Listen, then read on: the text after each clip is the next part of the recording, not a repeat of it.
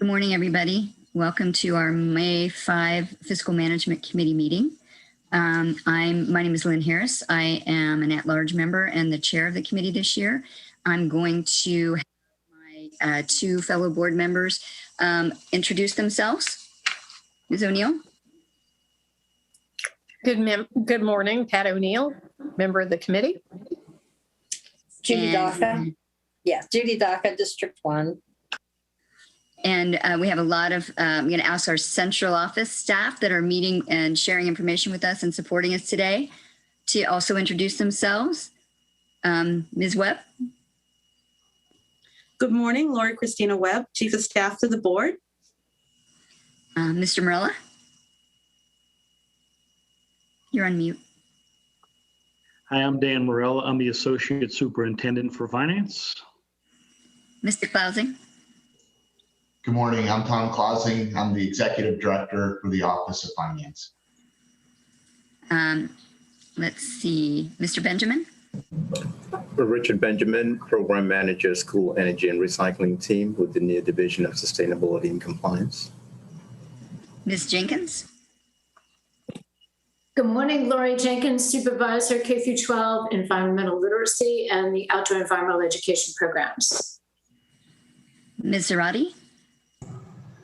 Hi, my name is Lynn Sarate, and I'm the Director of the Division of Sustainability and Compliance.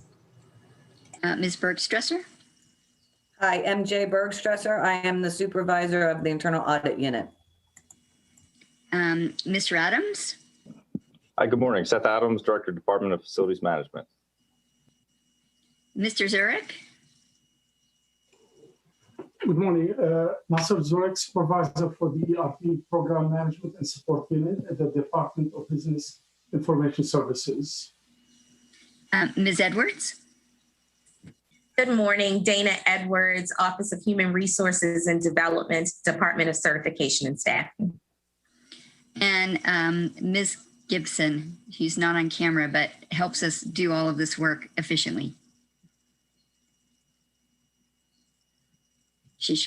Okay, so thank you all for joining us. I'm really excited about today's meeting. I think we have some great topics to discuss. We're going to be hearing more about our ongoing installation and integration of our new business management systems, which is going to make a lot of people's lives easier. And I can say that as a former teacher. We're going to hear more about the sustainability work that we are working to expand in the school system. And we're also going to hear, and I'm really looking forward to this too, a presentation from our actuarials who are going to help kind of demystify, for those of us who aren't actuarials, the terminology they use and the processes they use to help MCPS manage our benefits and other portfolios. So again, I'm excited. I think it's going to be fun.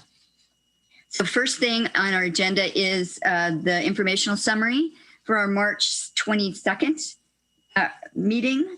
Does anybody have any additions, corrections to that summary? Okay, seeing none, then we are going to move on. And the first item on our agenda, substantive item, is the sustainability presentation, sustainability and system upgrades. So I'm going to turn it over to Ms. Zarate, Mr. Adams, Ms. Jenkins, Mr. Zurich and team to share that with us. Did I get that right? Or Mr. Benjamin, sorry.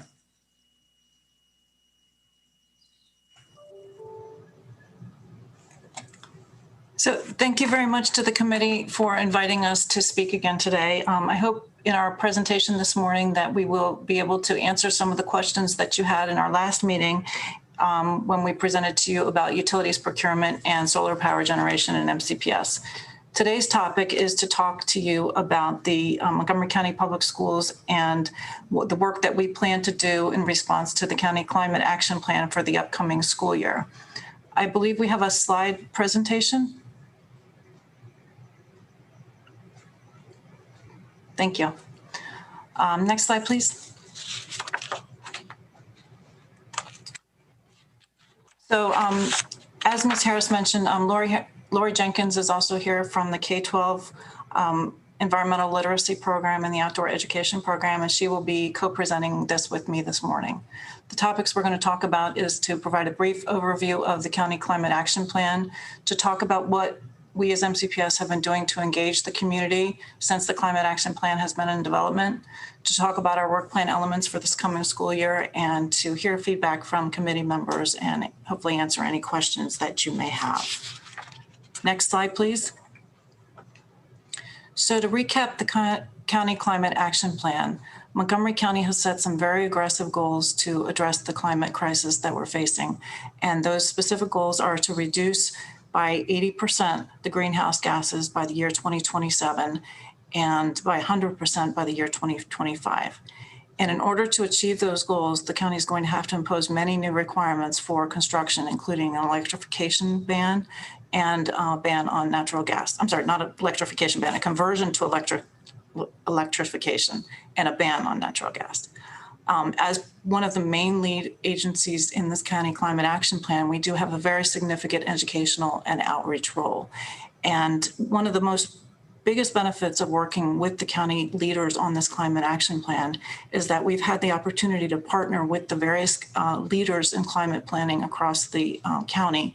And we're really partnering on identifying best practices and learning from each other. And I think this has been one of the greatest things about the Climate Action Plan is that people that would normally have not been in rooms together and solving problems together are coming into rooms together to solve them. So as a result of that overarching Climate Action Plan, we're now in the process where we are developing, okay, what are the specific actions that we're going to be working on in the upcoming year? Next slide, please. So the work plan for this upcoming year considers a lot of different impacts to the county. Obviously, reduction in greenhouse gases and climate risk reduction are important, but also racial equity and social justice play a very leading factor, public health and environmental stewardship, economic prosperity, and what kind of investment levels will be needed. All of these factors are being considered as we develop the work plan for the upcoming year. In the County Climate Action Plan, there are over 20 proposed actions where MCPS is given a role as either a lead or contributing agency. Of those, about 14 of them are focused on public engagement and staff awareness. The remaining activities in the County Climate Action Plan involve facilities and significant infrastructure improvements. Next slide, please. So in terms of community engagement, MCPS staff and students have been very actively involved in the development of the Climate Action Plan since its inception. Our Division of Sustainability was formed in October of last year, and in February of this year, we co-hosted a youth climate town hall with Montgomery College and the county government, and that was attended by over 230 participants from both students and staff from MCPS, the community, college students, and students from private schools. But of course, that was just the first step of many future engagement activities.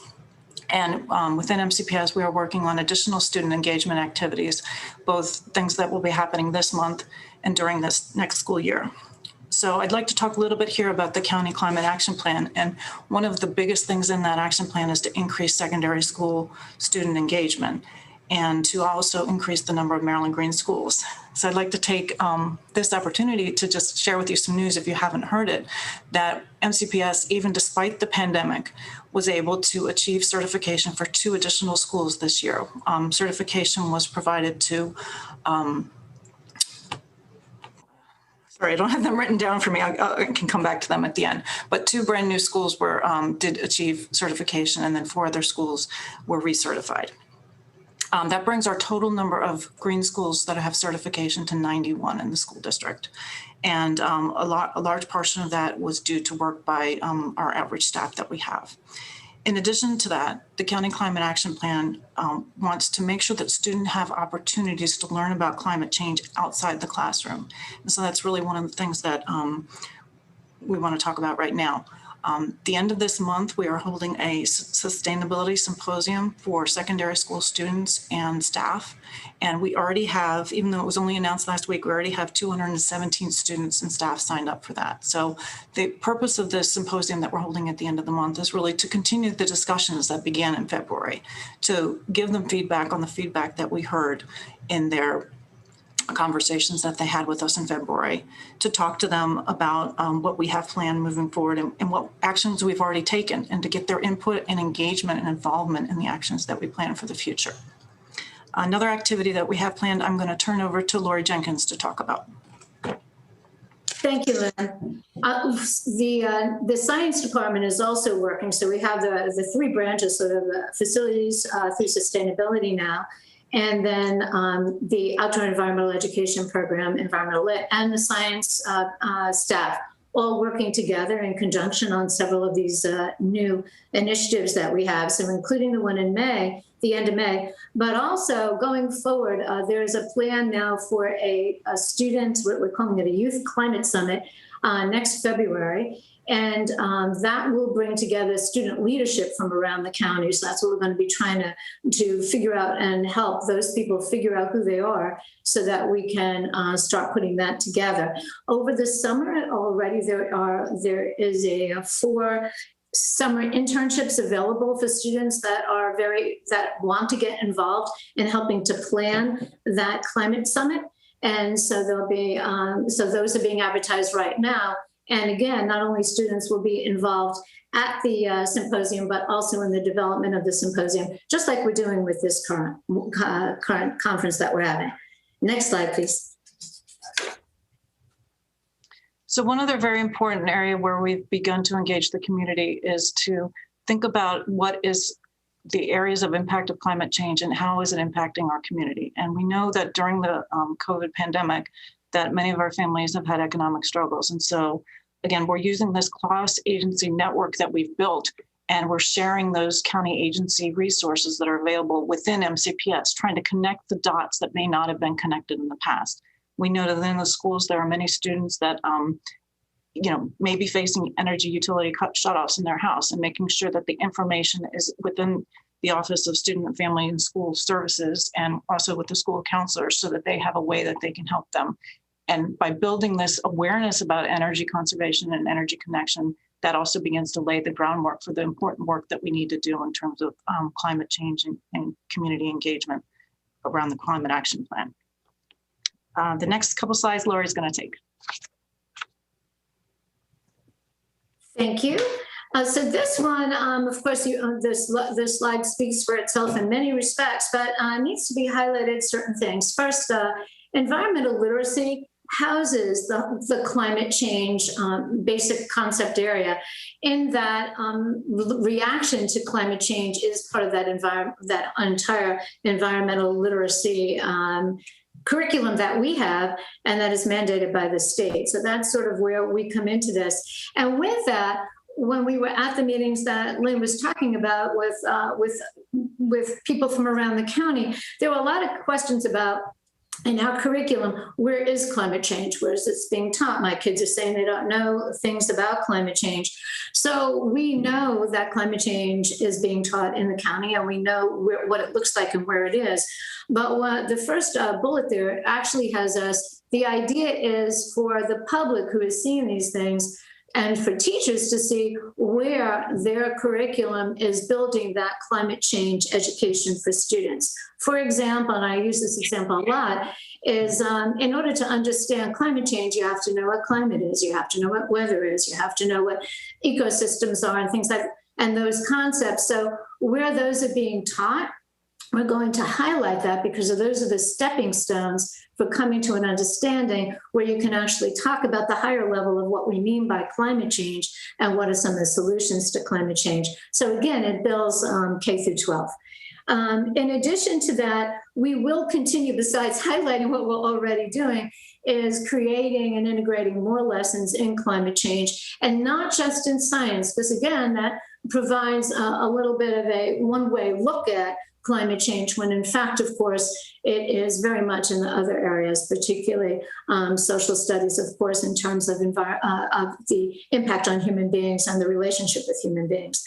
In addition with that, we are currently working with MSDE, and as you move to the next slide, you can see that as well. We're working with Maryland State Department of Education on them actually working with us to create a climate change curriculum that would be K through 12, again, multi-subject areas. One of our former specialists in our science department that worked a lot with my office as well is now working in the science office up there. So we have a direct channel to try to figure out how we're going to make that work. And there's, of course, at the state level, much interest in that.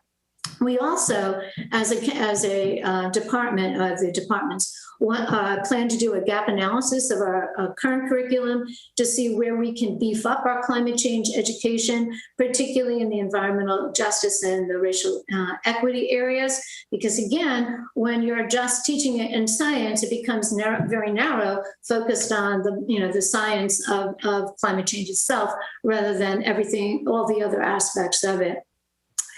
And on the third bullet there, you can see that we have been and we continue to try to increase student opportunities to learn about career pathways, green career pathways and jobs.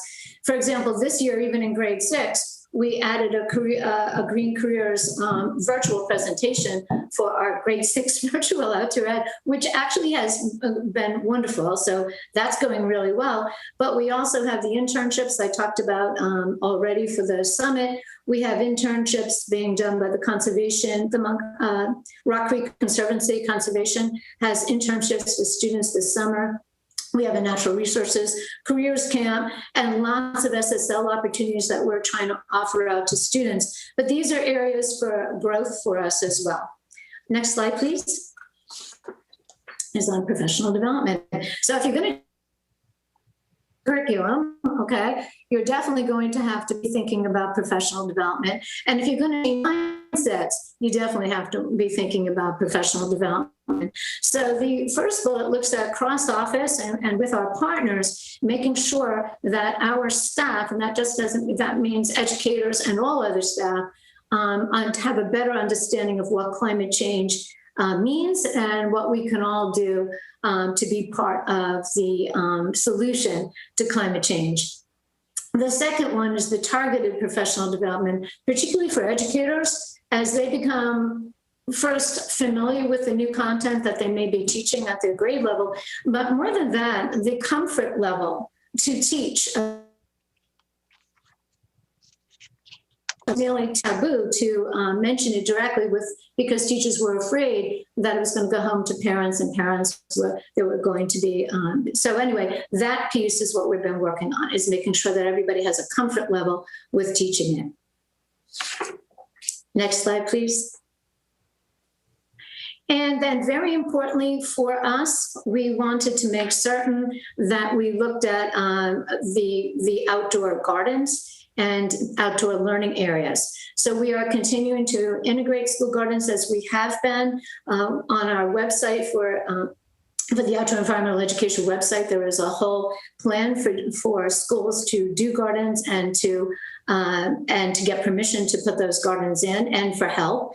But we do know that our biggest challenge going forward with gardens has been garden coordinators. We need other people to help. Teachers frequently just don't have the bandwidth or the knowledge to work with gardens, to put them in, to take care of them, maintain them. And so we have, been asking partners around the county for assistance with those gardens. In fact, Master Gardeners have helped with a few of them, just as an example. We will also continue to create lessons in the curriculum that will integrate outdoor learning so that it will be okay. Definitely that teachers will say, hey, this is a place where we can go outside and do this lesson, or that we can use a garden. Wow, we could use a garden, so let's create a garden. So that's what our plans are on that one. Next slide. So in terms of solar photovoltaic installations, we talked a lot about this last time. So to update you on where we are, that will be hopefully going out on the street. The RFP for new solar power purchase agreement will be issued in May of this year. And you can see the schools that we are proposing for that first round. That will be the first of many solar photovoltaic power installations.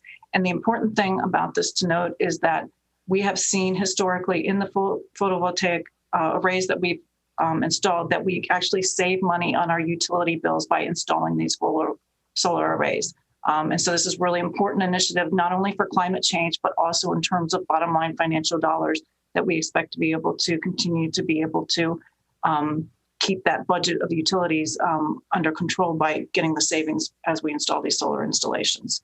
In addition, we're looking at some brand new technologies, hopefully to be able to expand that solar capacity across the county. Next slide, please.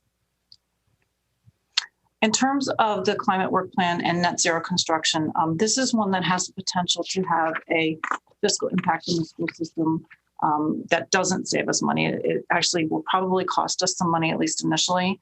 And unfortunately, the bill that was in front of the General Assembly this year to support funding for one net zero ready school in every county did not pass.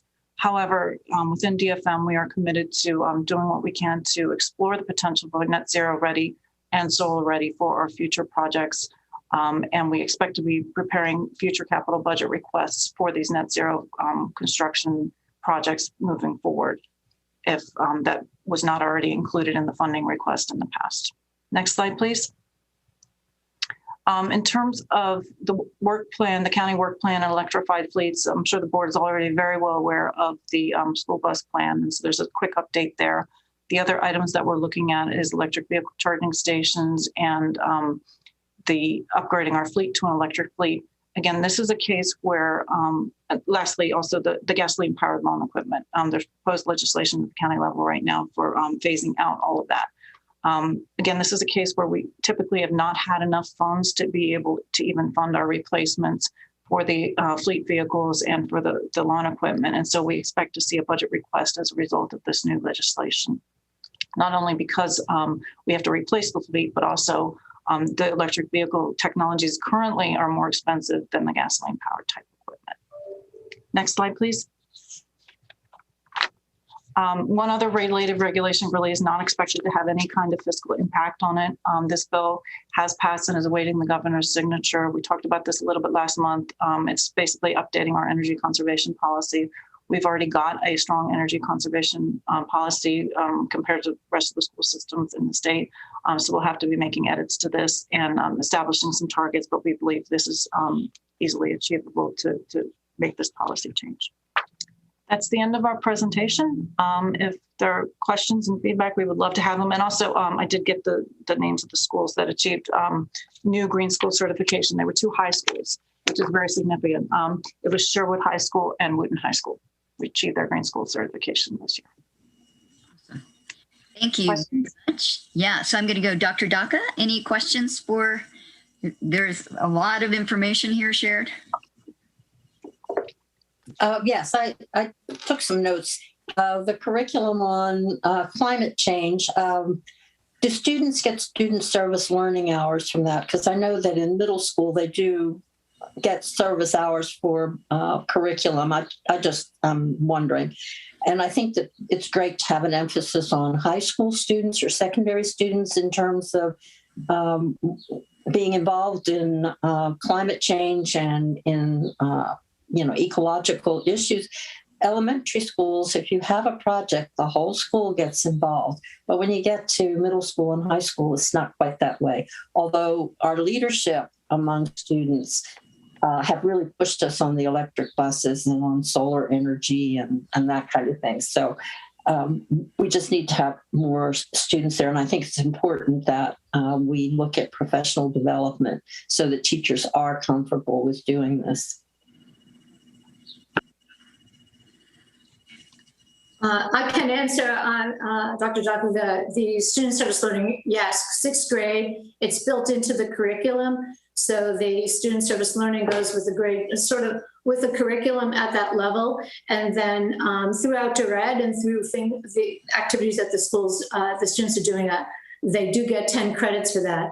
But that is the only grade level that's actually built in that way in terms of an environmental. At 8th grade, they have an option to choose an environmental project, but it's only built into the grade 6 curriculum in terms of the SSL piece. Thank you. And Ms. O'Neill. Yes, so the other evening I participated in a meeting with MCCPTA advocacy group around outdoor education, it wasn't just in relationship to concerns about having children outdoors more due to the pandemic, as much as utilizing outdoor spaces as part of in our curriculum and learning opportunities. And many of your names were mentioned or dropped. And so, they expressed appreciation for your support and cooperation and continuing to build. You mentioned about gardens, and I know our students have been leaders in advocacy on a whole range of issues. And we've recently heard from some students about composting. Where are we, and are there barriers to composting on school grounds? I know at one point, even the school garden issues created some obstacles and consternation, but how about composting? So I think there's some very small scale composting learning activities that can happen at the schools. But from a perspective of composting, there's two things that have to be considered. Number one, there isn't a lot of food waste. There is some, but there's not a lot coming food waste that can be composted based on previous studies. But we do have a plan when we get back into normal operations to redo that study and see what percentage of the trash is actually food waste that could be composted. What we are working on a longer timeline is an option for an RFP where we could consider a school by school situation. If a school was interested in composting, then there would be a contractor possibly available for them to be able to use composting services where that company would take the material and take it to another site for composting. That's the option we're looking at right now. We do know that there are many students very much interested in that and want that. So we're looking at that to be able to offer that for them as an option. And may I ask one other question? Since, outdoor education has been suspended as we know it for this past year due to the pandemic, and I assume it's sort of in limbo for next year. What are we planning to utilize the Smith Center for, non-sleepover opportunities?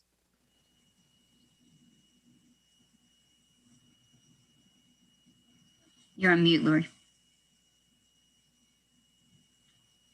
We just created actually a few weeks ago, we've been thinking about this for the last month, of how to re-envision outdoor ed for next year, right? So we are assuming right now that we will probably not be able to be residential. However, we're looking to do day program, that's what we're advocating for, or extended day program, which would include maybe lunch and dinner at the Smith Center, or maybe even using one of our other facilities as well as the Smith Center.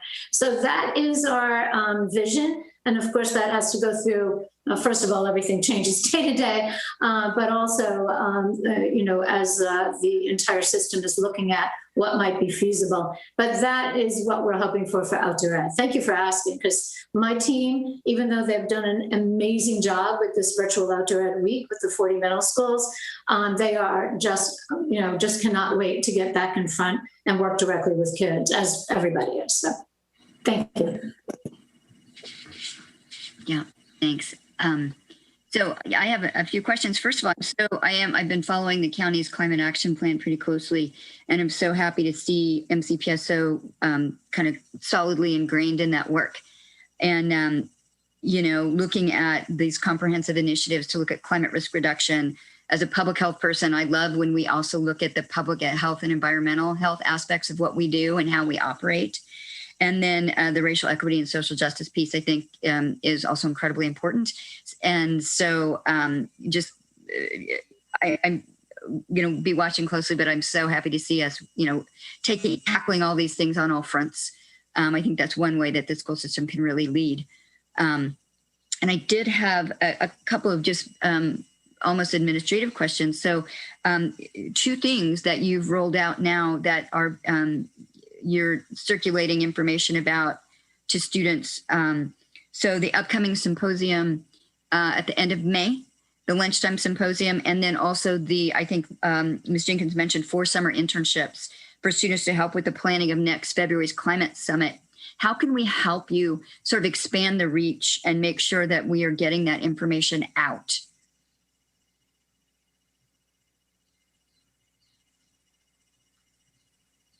Right now, we are using first, of course, we had Chris Cram put out a major message on it.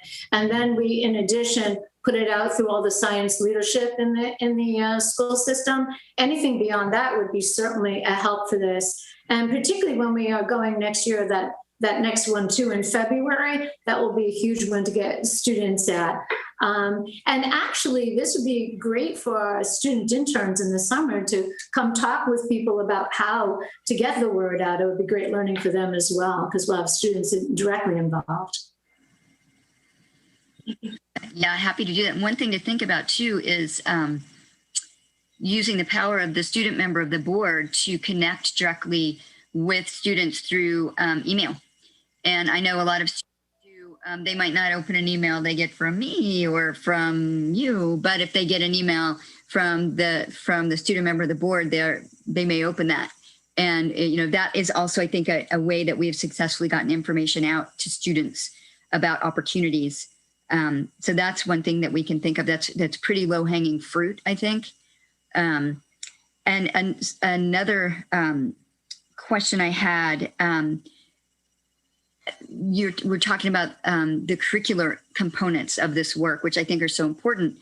And, I have been connected with a group of student advocates on lots of different climate issues over the past 18 months or so. A lot of them interested in helping to sort of energize and make climate current our science curricula. And just wondering the extent to which, and I know some students have already partnered with the Office of Curriculum and Instructional Programs to look at some aspects of our science curriculum.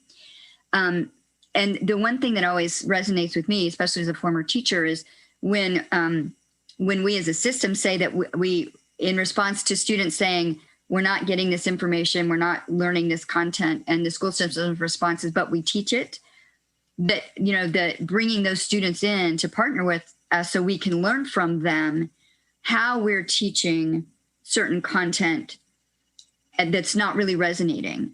And because I think really our students are one of the best sources to tell us how we can teach it better so that it does resonate and connect and build on other content areas. So at the end of the day, they do remember that they did get that content and they did learn that information. So are we doing that in a sort of organized way, getting the students to help us ensure that our content is being really presented in engaging ways?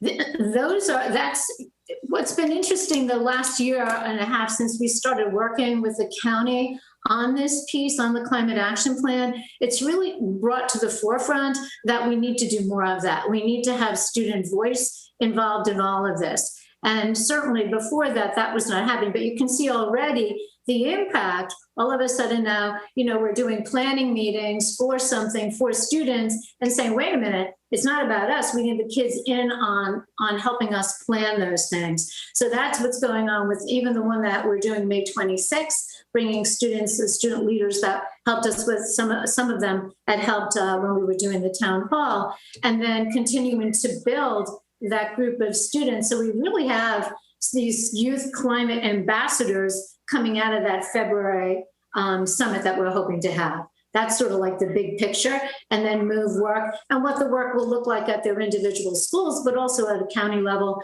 and also with the science department. As I said, science is working with us on these meetings as we're moving forward, these town halls and working with students on curriculum. So but Ms. Harris, it can always get better, of course. So we will continue to do that. But the student voice is a big piece that I think was sorely lacking before. Well, you're preaching to the choir when you say it's so important that students are included in as we're building out these programs and we're trying to improve the work that we do. Because, I'm a firm believer that, students are kind of the number one customers of our systems. And in so many ways, they know things that nobody else does. And they can really help.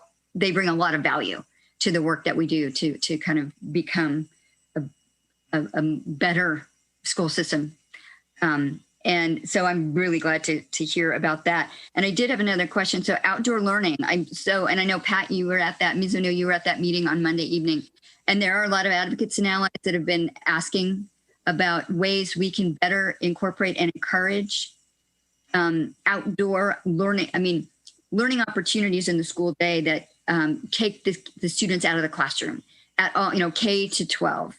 And also, I know there have been a lot of people talking about the work that Fairfax County has kind of piloted during the pandemic for really focused outdoor classrooms as, both public health issue, environmental health issue, but also sort of that mental wellness piece that is the boost that you get from sort of being outside when you can be. So what are we doing?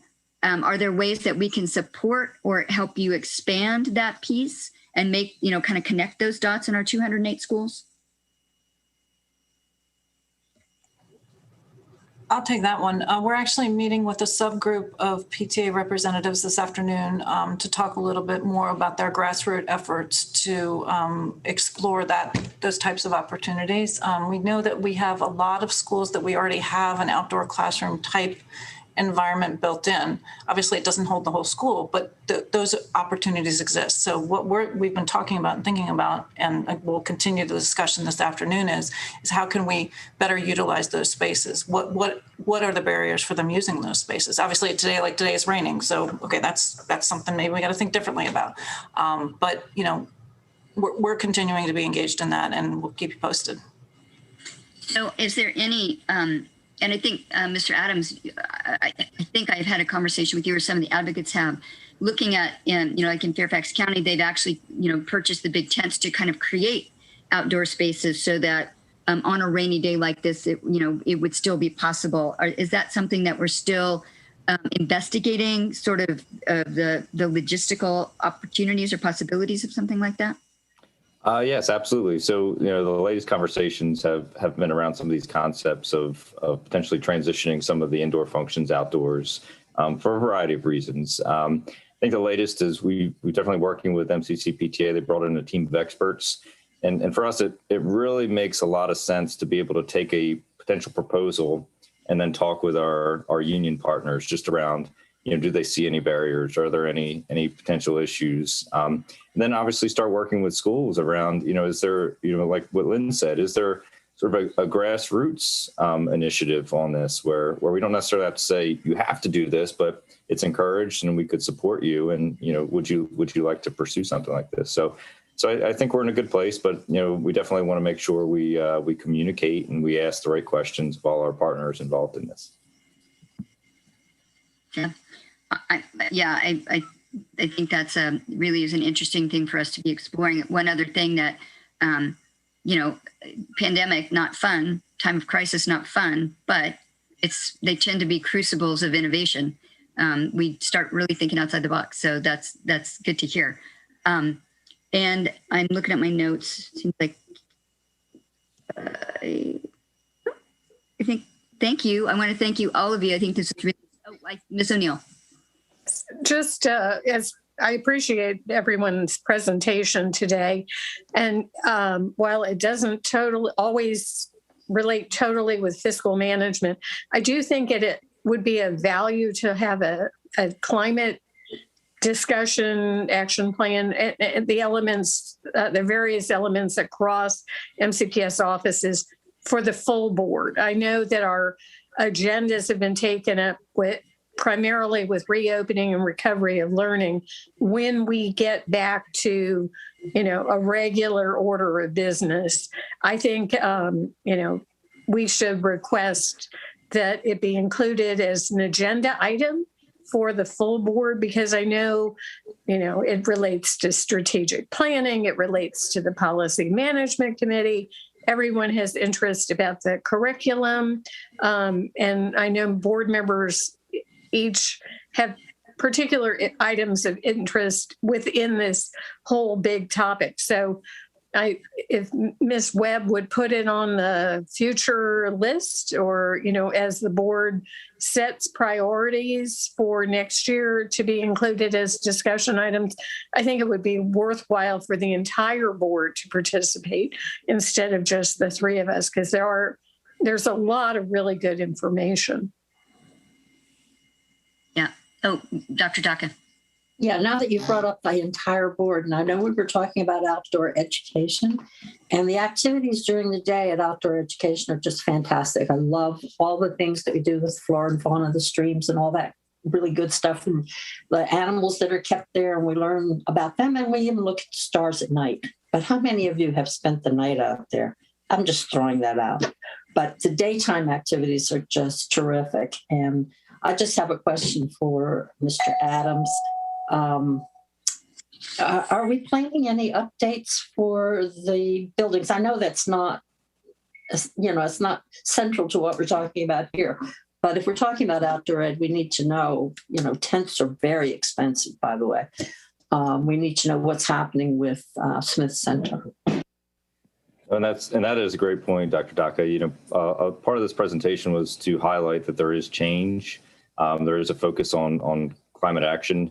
But as Lynn mentioned, there's some low-hanging fruit that don't cost much, but then there's definitely some things that are going to impact, both our capital budgets as well as our operating budgets. Tents, unfortunately, can't be purchased through capital funds, so we'd have to look for, operating dollars to be able to support those types of initiatives. But even, incorporating the Montgomery County action plan, I mean, you're going to start to see more and more focus and emphasis within our CIP on some of these initiatives with line items broken out for discussion purposes. So great point about cost. And I think it's going to be really important for everyone to understand, differentiations between operating and capital, eligibility, and because it's definitely going to be impactful as we move forward. Thank you. Yeah, really good point, Dr. Daka. Because, one of the things we're doing is the Fiscal Management Committee is kind of look at our overall efficiency of operations. And as we look to wisely spend the COVID relief funds that the school system is going to be realizing, and realizing we need to spend that money strategically in ways that create infrastructure that we can sustain after that money goes away. But looking at maybe using some of that funding to purchase the infrastructure for outdoor classrooms, because that will be something that will serve us as a system for quite some time after the emergency funding leaves us in September of 23. And so I just want to give one quick shout out, and Ms. Zarate and I've already connected with some of these student groups, but we've talked about composting, as Ms. O'Neill raised. There are at least 2 student groups in the system that independently have grown a composting program connecting with different schools. The compostology students who grew their work out of the Clarksburg cluster when they were elementary and middle school students and are now working out of RM. And then the Capital Compost students who are based out of BCC. And so they're already, working to create composting initiatives in certain schools. And one of the conversations that I think maybe this goes to our efficiency of operations is some of these students do this amazing work, grassroots, and we haven't found a way to provide them service learning hours, even though they can demonstrate what they've done and the impact it's had, because they don't have an MCPS sponsor. Especially in this year of our, during pandemic, we kind of tightened up some of the restrictions around SSL hours. So maybe that's something that we can look at as well. But anyway, I don't have any other questions, Ms. O'Neill. Dr. Daka? Yeah, the whole board needs to go to the Smith Center for a day. Amen. Anybody else? So anything else that we raised that you all would like to pipe in on before we move on to our next topic? Okay, I just want to thank you all because I know you guys are incredibly busy and I know are headed off to do a planning meeting around the symposium. So thank you again. And so now we are going to move on to the Business Information Systems update. So, Mr. Miller, you want to start us off? Absolutely. Thank you very much. We just want to give you an update on the human capital system upgrade. This is one of the integrated modules that we have for our entire business system suite. We have recently implemented a new core financial system called the Hub, and we have implemented a new budget formulation and execution system that are integrated. This is the natural next step in the process. It's about a 2 to 3 year process, and we want to continue to keep you guys updated on where we are. So who we have here today is Nasser Zurich. He's from our Information Technology Office. We have Krishna Talor. He's the director of our ERSKI. And we have Ms. Dana Edwards. She's our HR staffing director. So they're here to give you a quick overview of where we are. Nasser? Good morning, and thank you again for inviting us to provide you with an update about the human capital management system. And I believe we have a presentation we would like to share with you. Next slide, please.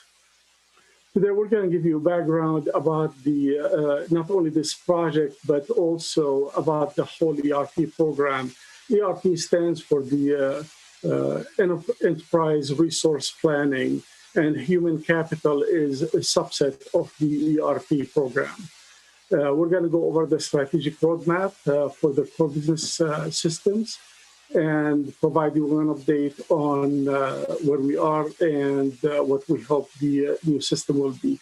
Finally, we'll go over the RFP timelines and open it for any questions that you may have. Next slide, please.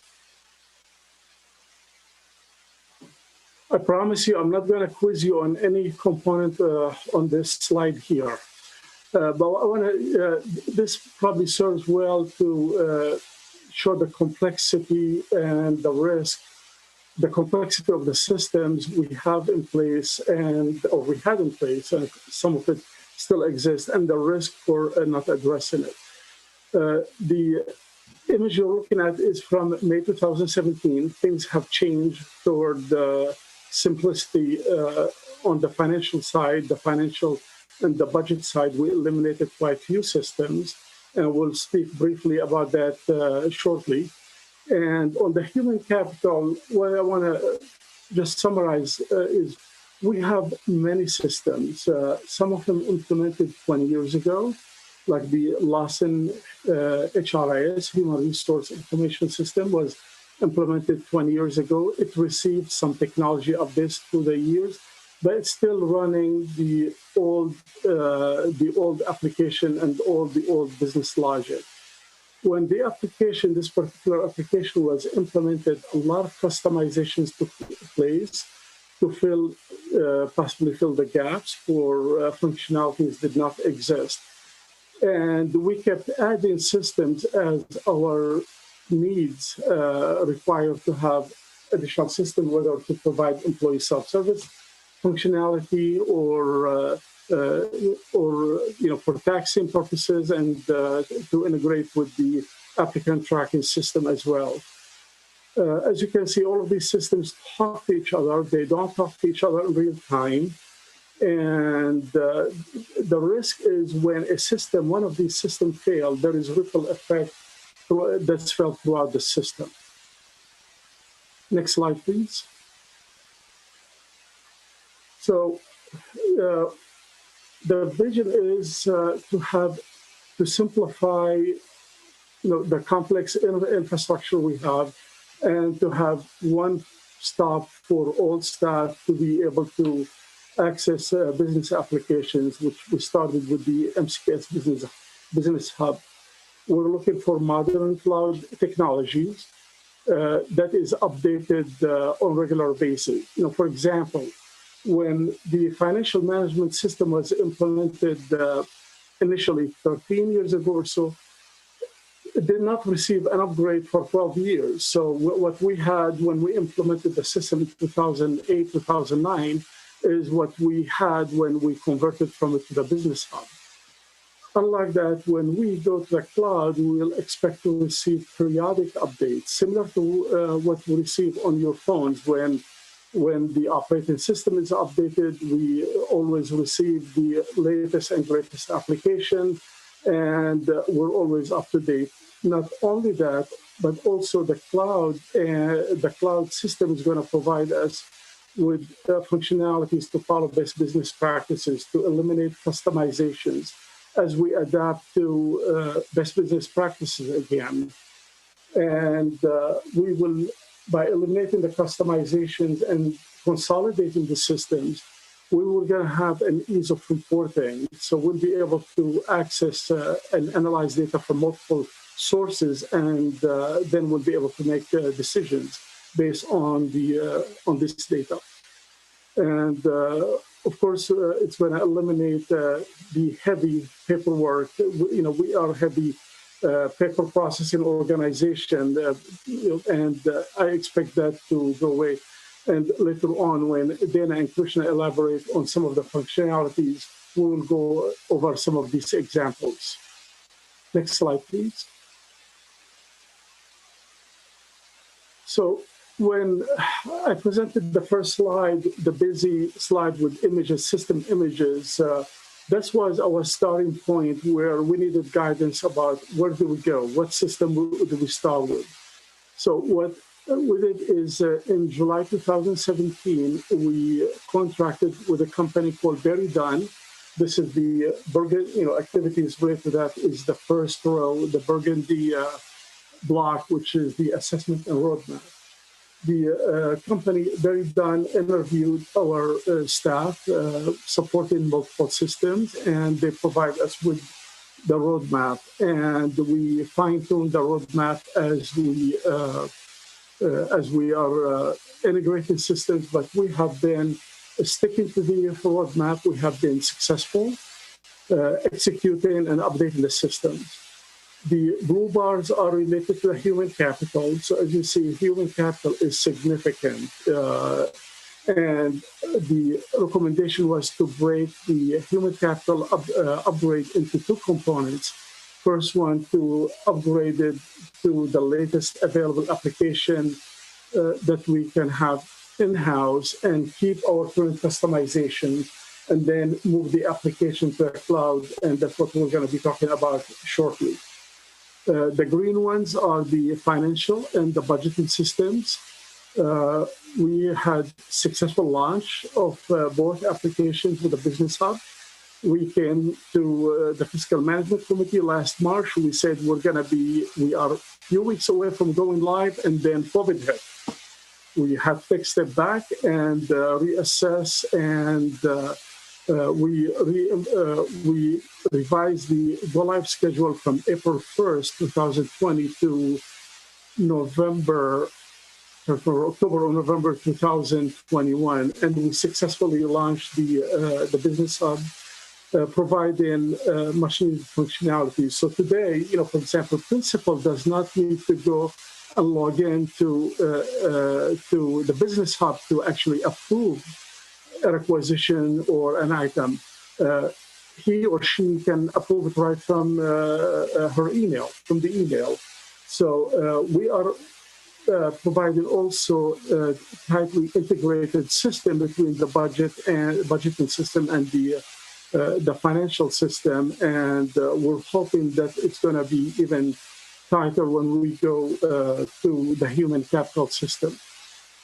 In regard to the human capital, what we started the process in October 2020. We have strategic partnership with the Government Finance Officers Association, GFOA, and we're working with GFOA to assist us in documenting our business requirements to follow best business practices, and also to draft the RFP, and they have performed all of that work. Just FYI, GFOA is a nonprofit, nationally recognized leader in the public sector with many years of experience in finance, HR, and the selection and implementation of the technology application supporting finance, budget, and human capital. The partnership with GFOA reduces financial risk. It also increases the likelihood of success. And we have seen and measured that with working with GFOA during the last 2 years on the implementation of the Oracle Cloud solution for the financial system and the budgeting system. I'm going to turn it over to Dana. Good morning, everyone. Thank you for having us this morning, Nasser. Thank you very much. If we go to the next slide, in the picture that Nasser showed you with all of the different arrows moving around, the one thing that we definitely want to highlight is the high collaboration that takes place between the Budget and Finance Office, Human Resources, and Employees and Retiree Services Center every day to make sure that our employees in the system have what they need if they're looking for another job, they understand their compensation, they understand their benefits, and we can really build a really good service around them as they're with us from the very time that they enter our system until the time in which they leave our system. And so when coming together to really think about how do we get a package or programs that are really going to help us to do our work more efficiently, all of those different offices, including other members, had to really peel apart the work that we do. We had to step back and really examine what is really happening with our systems and what do we need to do in the future so that we are well poised to be able to not only meet the needs of our employees, meet the needs of the staff who kind of does that back office work, as well as for any people who are interested in terms of coming to MCPS.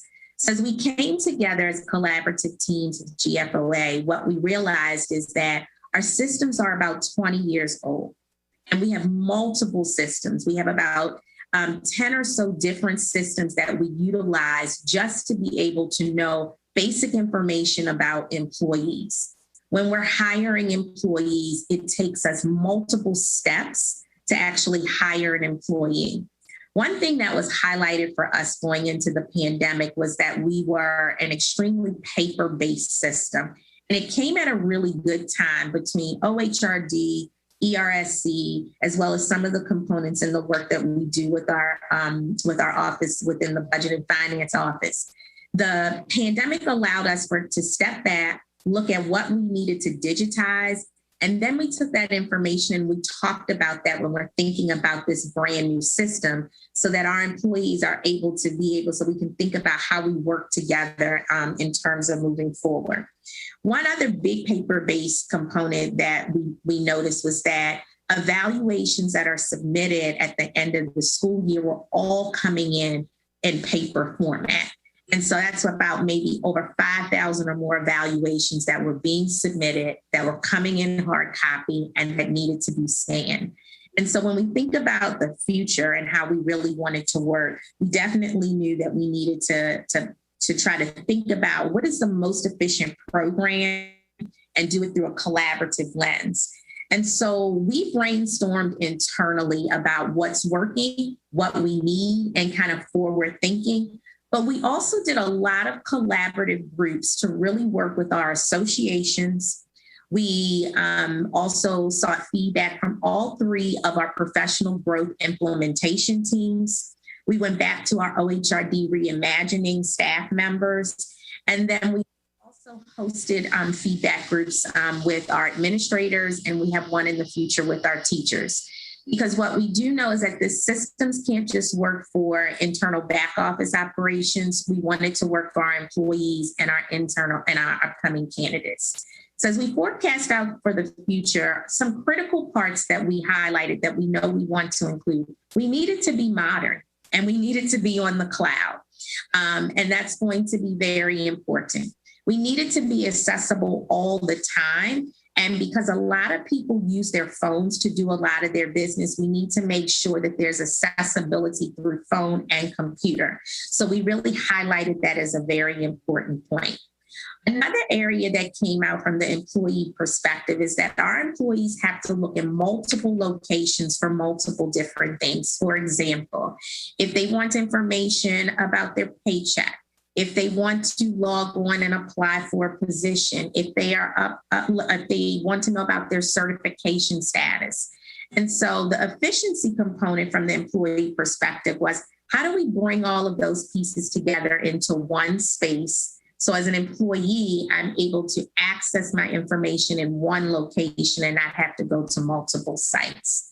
We definitely wanted to look at how this could be efficient, how it could push us into the future, but we needed to make sure that the voices of not only our staff members in MCPS, our incoming future staff, as well as the staff who do the work.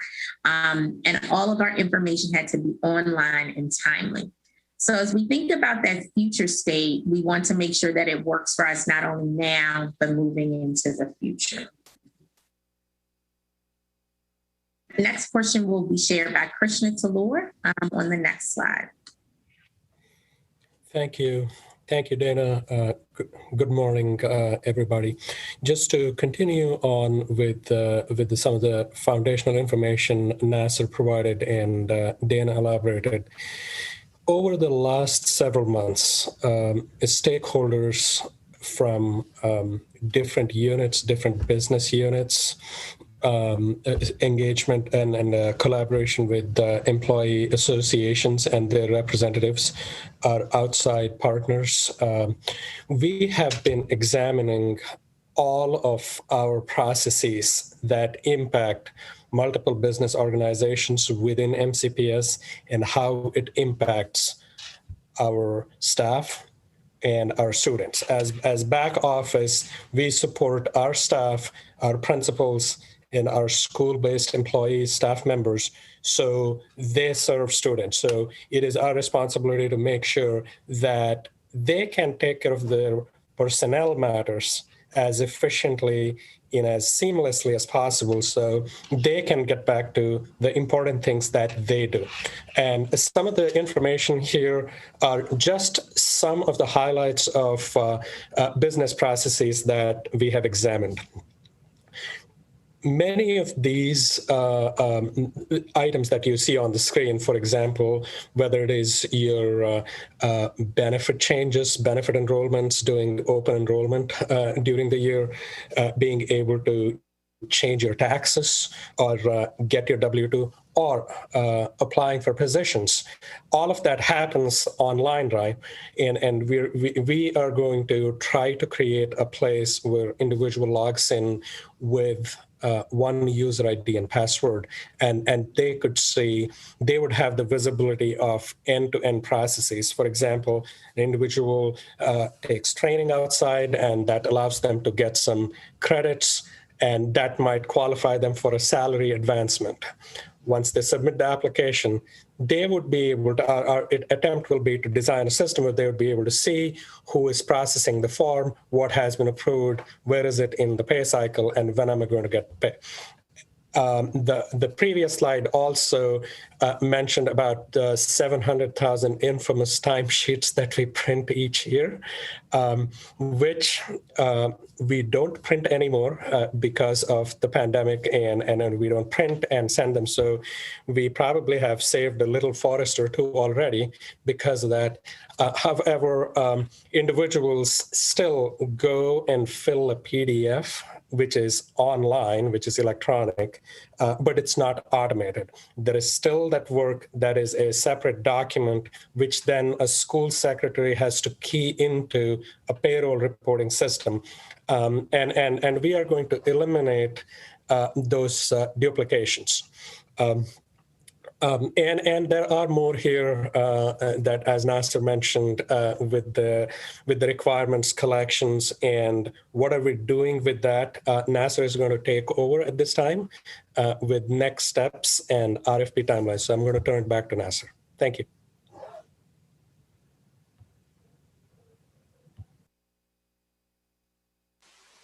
Okay, thank you, Christian. I want to add to the information Christian was sharing about the process mapping activities. These activities were started in October, completed in April. There were approximately 80 meetings. When we talk about meetings, they are for requirement gathering for designing best business and mapping best business practices, and to look at see what the future state is going to look like. Again, 80 meetings, roughly 2 to 3 hours for each meeting, and 7 to 13 participants from MCPS in each meeting.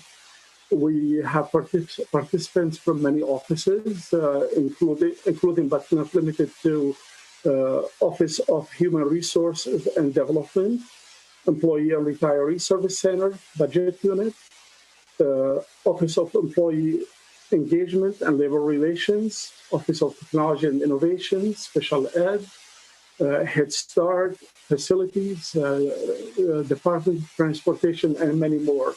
So it was a collaborative effort. So I want to thank everybody who participated and provided valuable information to create the RFP. We released the RFP on April 16, and again, the RFP was GFOA provided significant assistance to the development and the publishing of the RFP. This morning, we had the pre-submittal conference where a vendor came in, had the opportunity to ask questions about the product, about the RFPs, and we were able to provide all answers to all questions except for one, which we'll follow up on as per indicated in the RFP. And we are requesting that the proposals be submitted by 2 p.m. on May 28th. After that, summer is going to be extremely busy in performing multi-step evaluation. We will be evaluating all responses. We will be interviewing all responses. So every vendor who responds will interview that vendor, whether they have a chance or do not have a chance in the big picture, just to ensure that we understand how they are. What the proposal is about. We're going to go through a series of interviews and, software interviews, software demos, and software and implementation interviews for the system implementers, which will take two steps before we get to September to November, where we hope by that time we will identify two implementers two implementers or two softwares. We just don't know. It's really too soon to. I don't want to predict. I mean, what we're going to have, and we will have. We will go through the negotiation, drafting of contracts before coming to the board for spending authority. We hope to have that in December. But again, the November and December dates are tentative. They may extend by a month, hopefully no more than a month, because our goal is to begin the implementation of the human capital solution in January 2022. Next slide, please. And now we'll be glad to, provide you with answers to any question you have, or if there's anything you'd like to share with us. Well, thank you to all of you. So many good things covered here. So I'm going to go to my colleagues first. Ms. O'Neill, questions? Yes, thank you for the update. I just want to say, as Ms. Harris said, there should be some positive things that come out of the pandemic. And one of them should be to make everything paperless, to have it on the cloud. And I know other organizations are facing the same reality. And so I hope that is a positive. Just a trip down memory lane. When I started on the Board of Education prior to the 20-year upgrade to Lawson, all personnel records, employee records were kept on a large index card. So all 24,000 would be just on an index card in HR. And so we have come a ways. We still have a long ways to go to upgrade. On the payroll issue, I know that one area that employees have asked over and over again is about the possibility of 10-month employees' salary being paid out over 12 months. Is this part of the conversation? Because it was my understanding that prior to any upgrade, that wasn't possible, but that is an interest of many of our 10-month employees moving to having the salary paid out over 12 months. Yeah, Ms. O'Neill, this is Dan. That was the Dan. absolute first requirement we put together. We've been trying to find a workaround for the past couple of years and have been unsuccessful. That was the absolute first requirement Dr. Smith wanted to put on the table. So yes, one way or another, it is going to do that.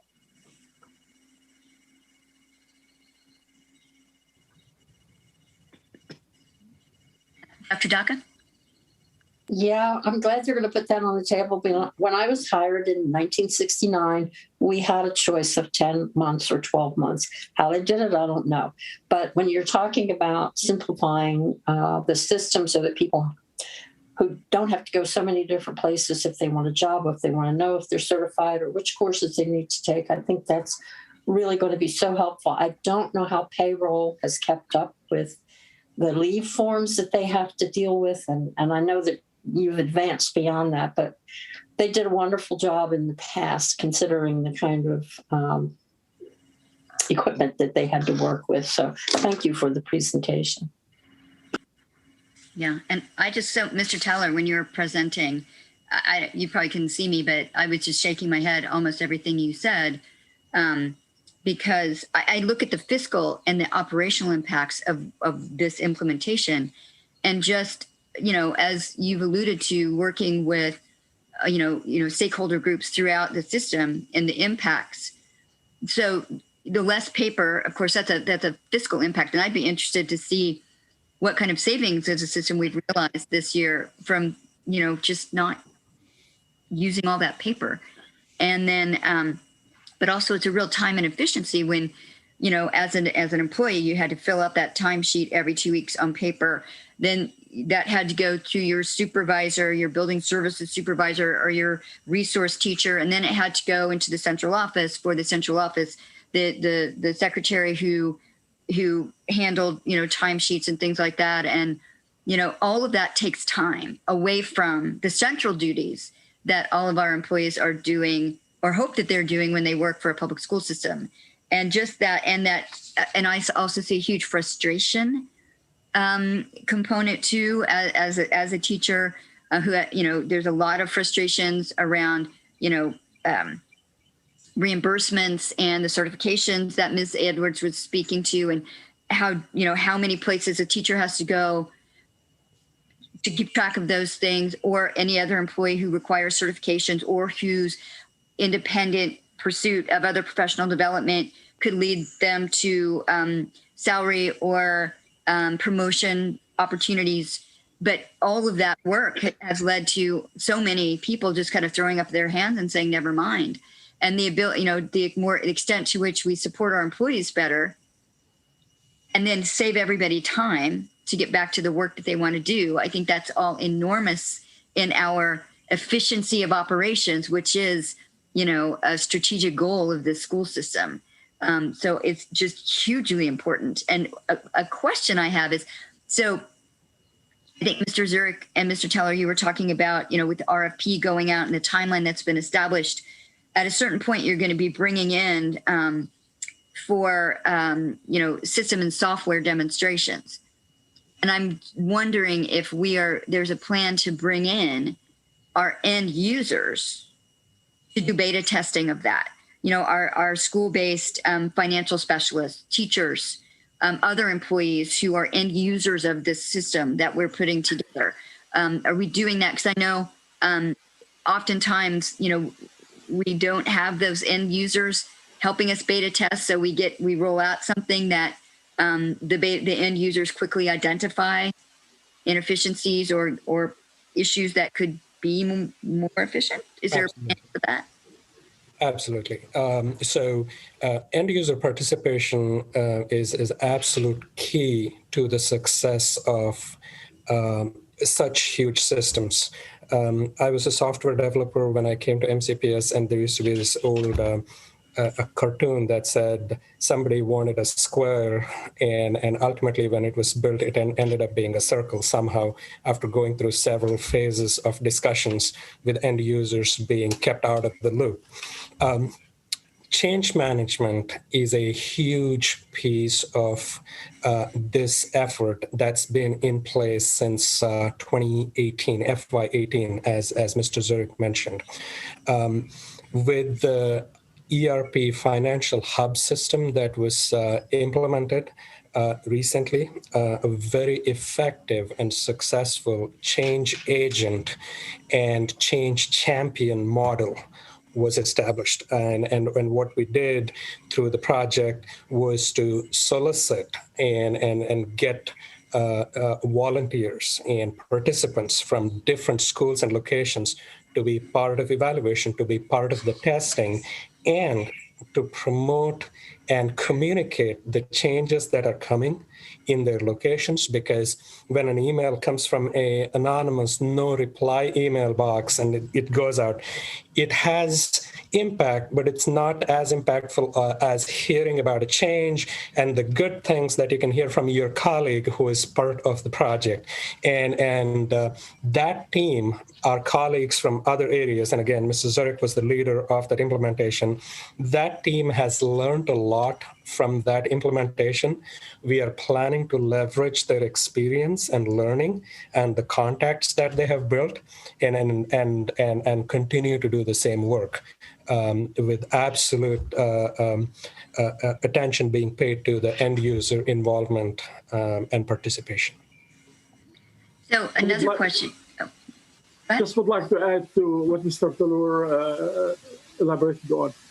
In addition to the implementation, having the change network and the change agents for the change management and communication, the job of change management and communication doesn't stop when we roll out the product. It is an ongoing, the same, I can speak for the Business Hub. It has been ongoing effort, constant communication, constant revision of training material, creation of tutorials and 1-minute video clip to minimize, to maximize the return. And our experience has been very, very positive. I'm very, very pleased. We are where we are with the with both the financial management system and the budgeting system implementation.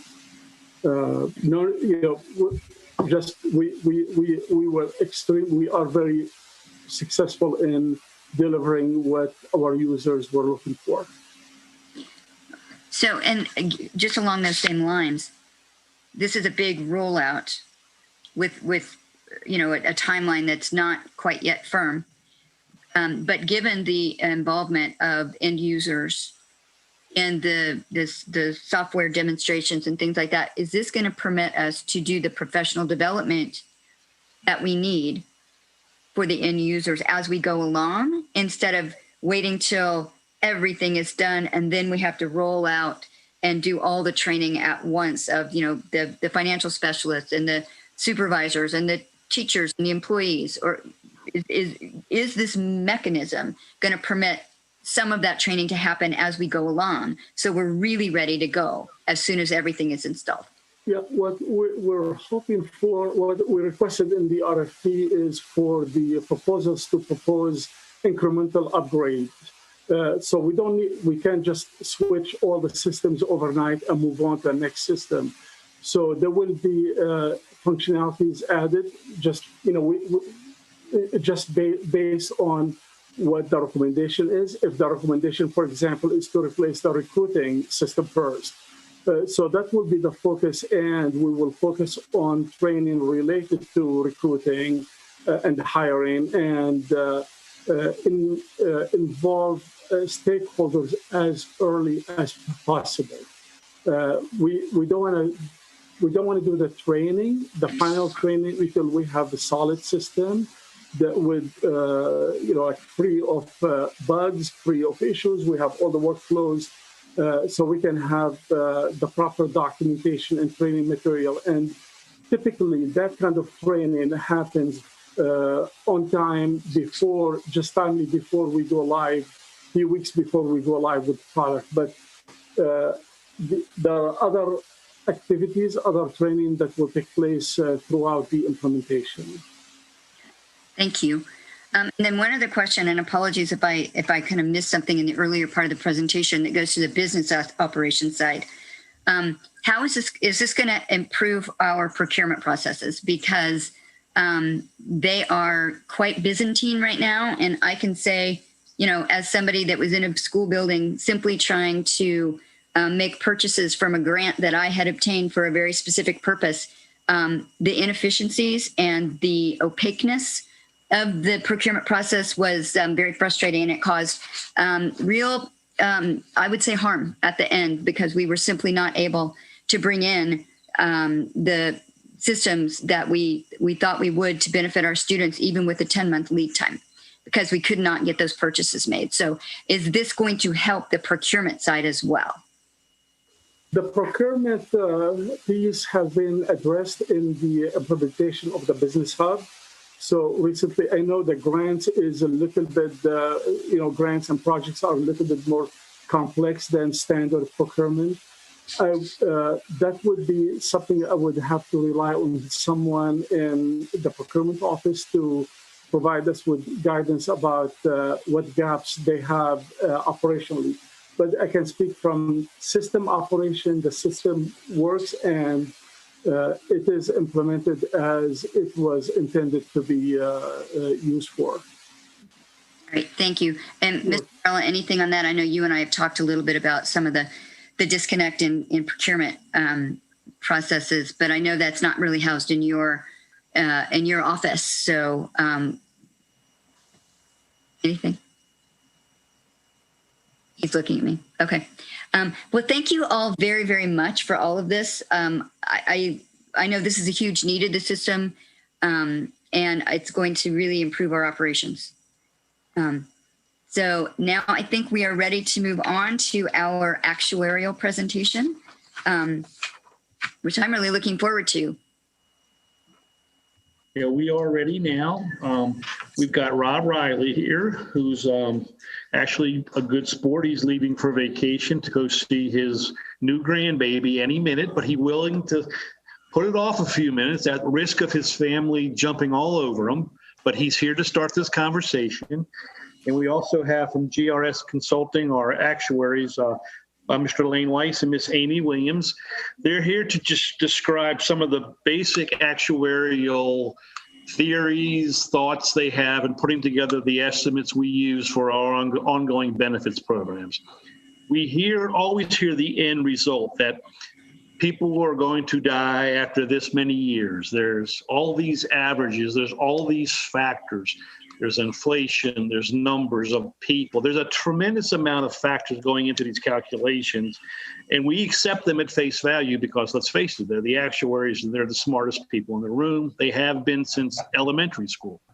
But right now, what we want them to do is just give a little meat on those bones and what those factors are, so that when we look at these numbers and these assumptions, we understand what they're really, really telling us. So we're going to kick this over to Mr. Weiss and Ms. Williams to give us a brief update. We have a slide deck that can last about 45 minutes. If you guys want them to stop sooner, please just let us know and we'll stop accordingly. I know we're a little behind schedule, but we'll kick it off right now with Mr. Weiss. Thank you. Thank you very much. Appreciate it very much. Again, my name is Lance Weiss. I'm joined by my colleague, Amy Williams. We're the actuaries for Montgomery County Public Schools. And Dan, you did a great job at trying to summarize, what we're going to talk about today. So I appreciate it very much. Rob, do you have any introductory comments that you'd like to make before we start?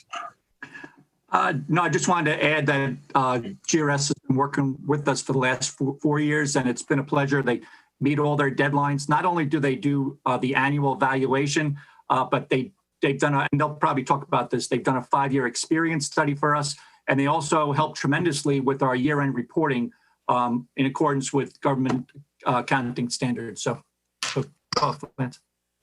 Thank you. Appreciate it. Appreciate those nice comments. Amy, do you want to try to share our screen? There we go. Perfect. All right, perfect. So as Dan said, this is kind of a basic primer on actuarial and pension and Opeb basics. So it's a high level. It's meant for you all, if you have questions, to get the most out of this session, which we kind of consider an education session. Ask questions. I mean, raise your hand, show a reaction, however you want, just jump right in. And we want you to get the most out of this. So just to, I'll kick it off a little bit. Amy and I are going to split up the presentation. And again, we're looking at about 45 minutes. If you want us, if that's good with you, if not, we can go shorter. We can always talk longer too. But in any event, just on this page, a couple simple terms that we're going to, that I'll be using here. I try not to use acronyms. So if I say something like Opeb, I want you to understand what it is. So let's start at the beginning here real briefly. Actuarial accrued liability, it's the present value of benefits accrued to date for current active members and retirees. So it's the present value of the benefits that have been earned to date on behalf of your active members and your retirees. And that's the actuarial accrued liability, you'll hear that all the time. Actuarial value of assets is the smoothed value of assets, which we as actuaries use for actuarial evaluation purposes. And this is as compared to the market value of assets. And we'll talk a little bit about that some more when we get into this section. But basically what we're trying to do is smooth out fluctuations in market value so that your contribution requirement is a little bit more level. Funded ratio, that's the ratio of the value of assets to the accrued liability. So that's kind of, our goal here for the funded ratio is always to be 100%. We'd love to be 100%. That means you have assets on hand that are equal to your accrued liability. That's always the goal. That's not necessarily the current situation, but you're getting there. And we'll talk about that some more as well. Normal cost, that's the cost of benefits earned during the year by active employees. Opeb plans. Opeb is an acronym for Other Post-Employment Benefit Plans. And this is as compared to pension plans. So other is not a pension plan, but it's a benefit plan that provides retirees and beneficiaries with health, dental, vision, or other benefits. And you have one of those, and we'll discuss some of the results of that plan as well. And then finally, the last definition is unfunded actuarial accrued liability. And basically, this is the difference between the actuarial accrued liability and the actuarial value of assets. And so when we present our cost, when we tell you how much you should contribute to the pension plan, basically what we're telling you is normal cost, which is the cost of benefits earned during the year, plus an amortization of the unfunded liability. So it's really those two components that comprise the contribution requirement. And again, we'll provide some examples of that as we go forward. So I just wanted to kind of, give you these basic definitions. And if I, do use acronyms, just call me on it, and I'll be happy to just hopefully define what I'm talking about. So let's start with the purpose of public pension plans. And basically, they're designed to provide public employees with a pension upon retirement. And that's really the key is when pension plans were first established years and years ago, the idea was when someone retired, they stopped working. What's happening now is, with so many early retirement provisions and the popularity of early retirement provisions, it's not only common, but it happens all the time that someone retires, with a pension from one job, then goes to work and earns another pension. That was really never the objective. So I just kind of wanted to mention that to you. And the ultimate goal of a pension plan is basically you receive contributions from employees and the plan sponsor, the employer, and those contributions together with investment returns, earned on the invested assets should be sufficient to pay all promised benefits. So turn the page, Amy. And so here, this is kind of a graphic that we like to use to kind of give you an idea of, how this all works. And we call it the actuaries of plumber. And that's a good thing. Actuaries and plumbers are very important. So if you look at the top, here, it's the employer contributions plus member contributions. Those are the assets that flow into the pot of money. In the green here, the assets. And then it also investment income. So it's contributions from both employer and members plus investment income. That's the pot of money. And then how is that pot of money used? Well, we have a small spigot for expenses and a large spigot for benefits. So it's really, contributions plus investment income equals benefits. And actually that is on the next page. So this is our basic pension plan funding equation. And if you get this, you'll really be in a perfect position to understand everything else. So it's benefits plus expenses. That has to equal investment return plus contributions. And that was, the graphic, my plumber's graphic on the other page. It's pretty simple. So benefits paid are generally determined by negotiated and or legislative plan provisions. Administrative expenses generally, come out of the investment funding and system policies. And investment return is determined by your investment and funding policies. So Amy, next page. So generally speaking, would you mind if I steal that graphic? That is the best way I've ever seen it described. Oh, absolutely. It's Thank you. It's definitely there for the public. So I think I'd already mentioned contributions are generally shared by employees and the plan sponsor. The amount of the employee and the plan sponsor contributions are generally set by the statute or a plan document.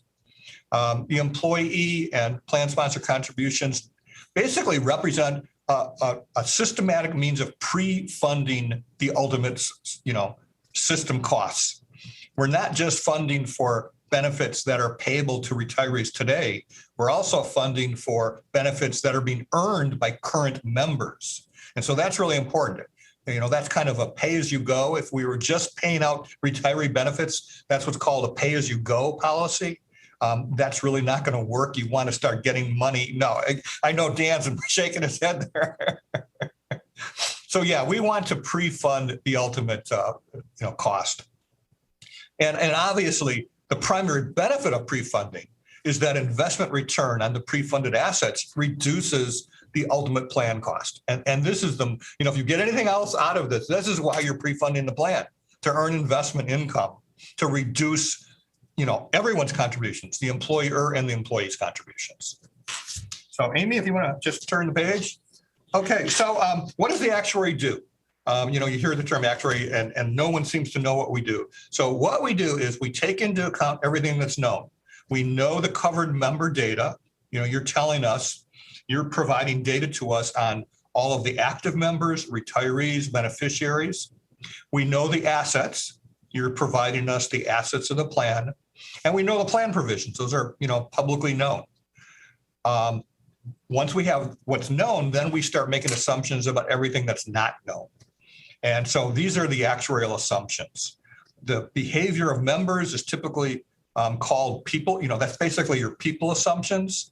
And the economic assumptions are the money assumptions. And Amy's going to get into that in a lot more detail later. So then we take into account everything that's known. We make assumptions about things we don't know, and then we perform our actuarial evaluation. And basically, what's the purpose of the evaluation?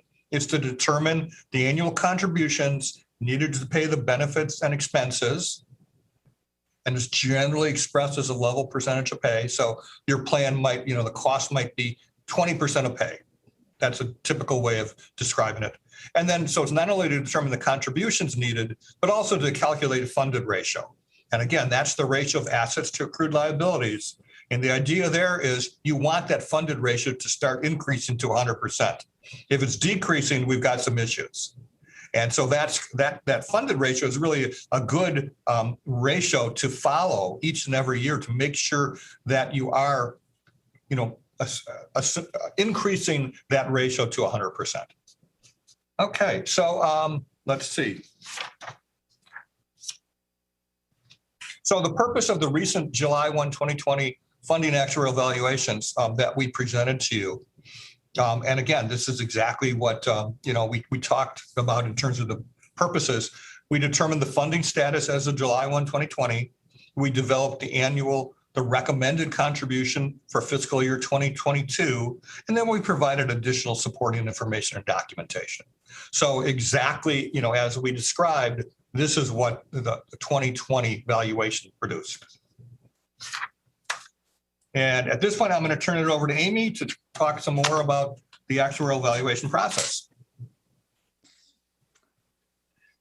Thanks, Lance. On this slide right here, we have another visual of the actuarial evaluation process. So on the left-hand side of this slide, we have the 5 components that go into the actuarial evaluation. So the first item is covered member data.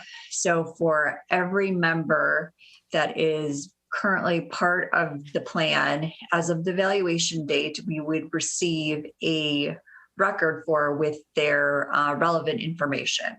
So this means for the 24,000 active members in the system as of July 1st, 2020, we received a data record for each of them that includes their date of birth, their date of hire, service credit as of the valuation date, gender, pay as of the valuation date, accumulated contributions as of the valuation date. For all of the benefit recipients currently receiving benefits at that point in time, similarly, we receive information on each of them. So date of birth, gender, benefit amount, the form of benefit that they're receiving in terms of if it's a life-only annuity or a joint survivor annuity. Also, for all of the covered members, we receive information on their classification. Are they a teacher? Are they staff? Are they participating in the pension system? Are they participating in the retirement system? Then second, we have the asset data, which Lance talked about, and we'll have some additional information on the smoothing method that we use later on in this presentation.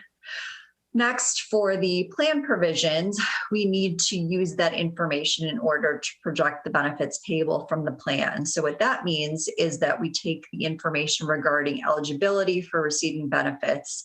So how old does someone need to be to start receiving, for example, a retirement benefit? How many years of service do they need to have? What's the benefit level? So there's a formula that is associated with that would enable us to calculate the projected benefits. So typically based on final average salary at retirement, a percentage of that for each year of service. Next is the actuarial assumptions and methods, and we use that in order to project the benefits. And then we have additional details on that. And then the funding policy, which helps us determine how to calculate the contributions in order to fund the plan. So those 5 key components go into the actuarial evaluation. And then, as Lance mentioned, the main outputs are the funded status or funded ratio, so assets to liabilities, the contribution rates to fund the plans, and then also accounting information. So, and then we have a footnote on this item. So previously, actuaries would calculate one actuarial evaluation that could be used for the purposes of both funding the plan and then also for financial reporting. However, the current accounting statements, so Governmental Accounting Standards Board or GASB, statement numbers 67 and 68 pertain to pension plans, and 74 and 75 pertain to Opeb or other post-employment benefit plans. And these current accounting standards do have some different rules with respect to the calculations of the liabilities and other metrics. So we actually do 2 separate valuations or sets of calculations to satisfy each of those requirements, funding and accounting. On this slide, we're starting to focus in on more of some of these components, starting off with the actuarial assumptions. So the objective or focus of the actuarial evaluation is to calculate contributions to systematically fund the plan. So in order to do that, we need to make assumptions about future events, and we want to make the best assumptions possible in order to best calculate those requirements. So we've got two types of assumptions that we typically classify them. We've got the economic or money assumptions, the demographic or the people assumptions. So I will go into more details on those.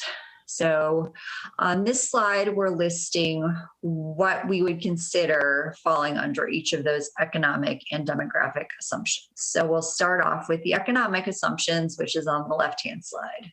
So there are assumptions that are applicable to both pension and OPEB, and then there's some additional assumptions that apply to OPEB only. So the first and probably most significant one is the investment return assumption. So that's the assumption that we use in order to estimate the return that the assets are expected to earn that are underlying these liabilities. And then we also use that same assumption, the investment return assumption, to discount the projected future benefits to a present value, which we use to calculate the actuarial accrued liability. The next is the payroll growth rate. So we make an assumption on overall how the total system payroll is expected to increase over time. We make an assumption on the population growth rate, and that really pertains to the number of active members. So a typical assumption is that if there is a certain number of active members as of the valuation date, we would assume that that same number of active members would be constant in the future. So as active members terminate or retire, for example, new members would be hired to replace them. An assumption that we didn't mention here, but is also applicable to your evaluations, is a COLA or cost of living adjustment assumption for the retiree benefits, which is tied to inflation. For OPEB, the additional assumptions are healthcare trend rates. So that's an assumption related to how healthcare is, the cost of healthcare is assumed to increase in the future. Per capita claims costs is the calculation that we do for age-adjusted costs to recognize that costs for a 64-year-old are going to be higher than costs for a 45-year-old. Then on the right-hand side of the slide, we've got the demographic or the people assumptions. So we use a lot of the same assumptions for both pension and OPEB.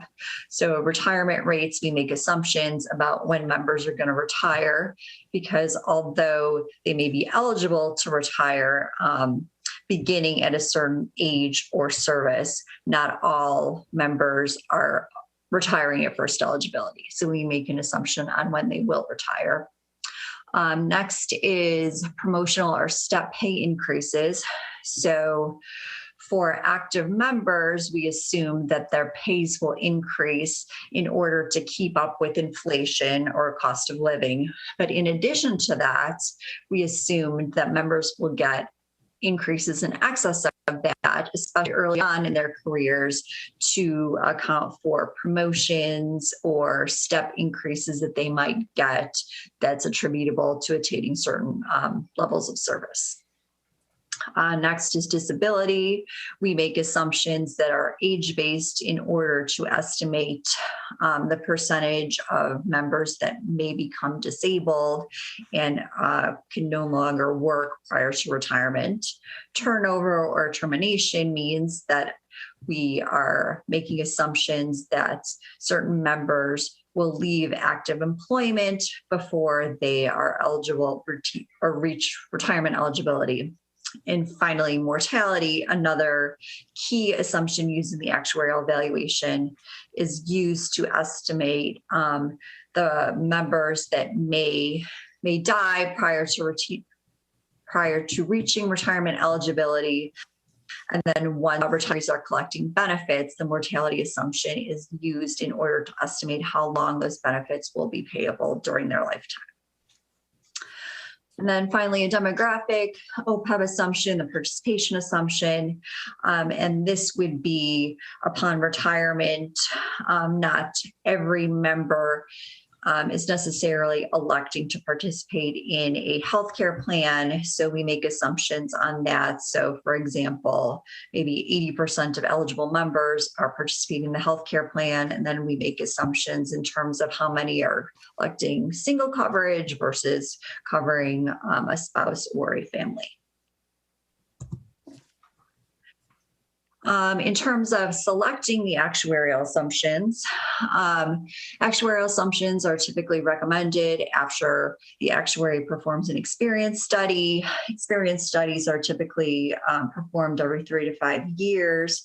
For Montgomery County Public Schools pension and Opeb plans, we last completed an experience study in 2019 based on looking at experience from July 1st, 2014 to July 1st, 2018. So the purposes of the experience study are to determine the continued appropriateness of the current actuarial assumptions.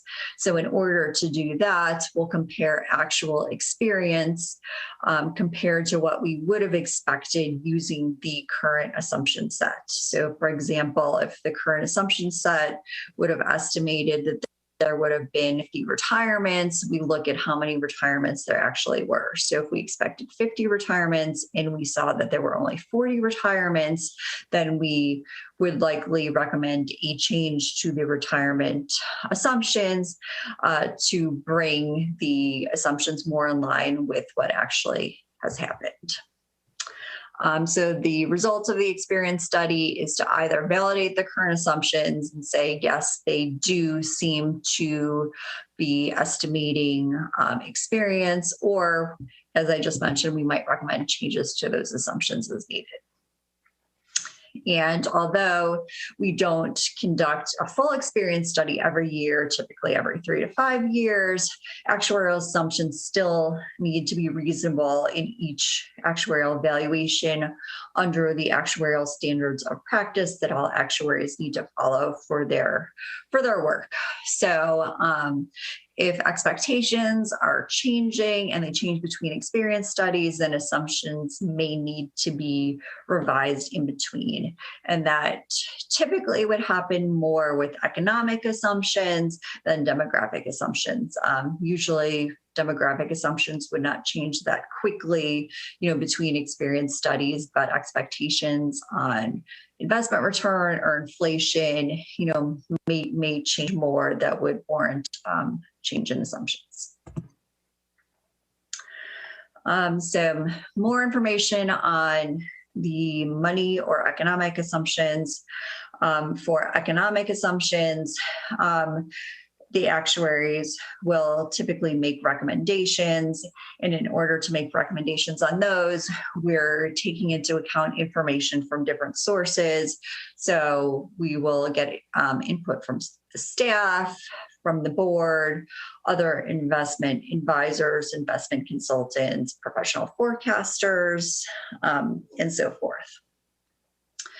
So with respect to inflation, which is our building block assumption that we use for our economic assumptions, it's not generally plan specific. So we wouldn't say the inflation assumption for one plan would be different than the inflation assumption for another plan and different from a third plan.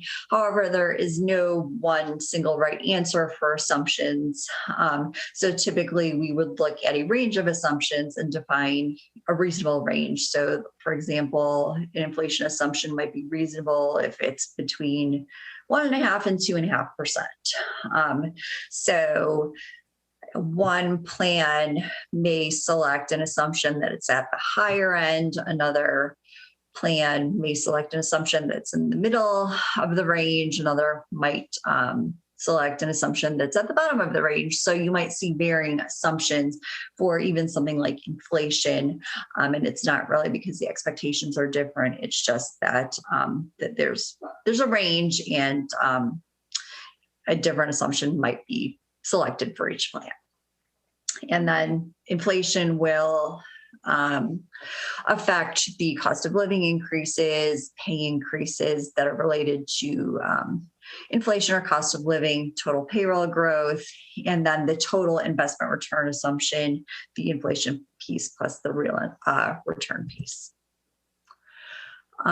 For the investment return assumption, this is an assumption that we are looking at specifics regarding the plan. So we've listed the components here. So the asset allocation of the plan would be a determinant in selecting the investment return assumption, capital market assumptions by asset class. So different plans might have different assumptions because their asset allocation is different. And then again, going back to this idea that there's a range for assumptions. So a plan might have an assumption that's at the higher end of a range versus the lower end of a range. So you'll see variation in the investment return assumption between plans for some different reasons. For the salary increase assumption, that would typically be based on plan experience, because members that are working for one employer covered in one plan might be getting different pay increases than those covered somewhere else. So this is based on specific plan experience that we would review during the experience study in order to make assumptions about that. And a lot of times will be based on age or service. The demographic assumptions focus more on the experience study, the historical experience, but then we would take into account, any emerging trends or something that might be occurring in the future. So it's affected by the plan provisions and eligibility conditions, but as I mentioned previously, it also will be based on plan experience, because everyone will not necessarily retire, for example, at first eligibility. For mortality, a significant amount of experience is needed in order to set this assumption. So most plans don't have enough experience to have completely credible experience. So there are standard mortality tables that the Society of Actuaries will publish. So for the mortality assumption, we will look at the plan experience in conjunction with these standard tables and recommend an assumption from there that might make some adjustments to the published tables. The actuarial cost method is used in order to allocate costs over a member's career. So actuarial cost methods will allocate costs between past service, which would be the actuarial accrued liability, and future service, which is the future present value, future normal costs. So an actuarial cost method isn't going to determine the overall cost of the plan. It's just an allocation method. So whether you use one actuarial cost method versus the other, by the time a member reaches retirement, you'd be at the same place under either, any actuarial cost method. So the first step would be to calculate the present value of future benefits using all the components we had previously talked about. Then from there, we're allocating those costs between past and future service. So right here, we have some pictures on what that looks like for the pension plan and for the Opeb plan. So we have a circle, or I guess a pie right here. So the total circle represents the present value of future benefits. And then from there, we split up that present value of future benefits into its different components. So the blue component, both the unshaded and the shaded represents the actuarial accrued liability. So that would be the portion of the present value of future benefits attributable to past service. Then the green and the purple slivers represent the portion of the present value of future benefits attributable to future service. So normal cost is just the piece for the upcoming year, and then the green plus the purple is the portion for all future years. The unfunded liability is the difference between the total actuarial accrued liability and the assets. So that's the part that still needs to be funded, and that is the shaded part. And finally, we have this picture for both pension and OPEB. So you'll notice that they look a little different. So the pension plan is better funded than the OPEB plan. So the unfunded liability portion is smaller for the pension plan than the OPEB plan. And then they also have a different description at the top. Pension says entry age normal, and OPEB says projected unit credit. So those are two different actuarial cost methods, which allocate costs a little differently over a member's career. But by the time a member is retired, the benefits fully accrued and they end up at the same place. So I will pass that back to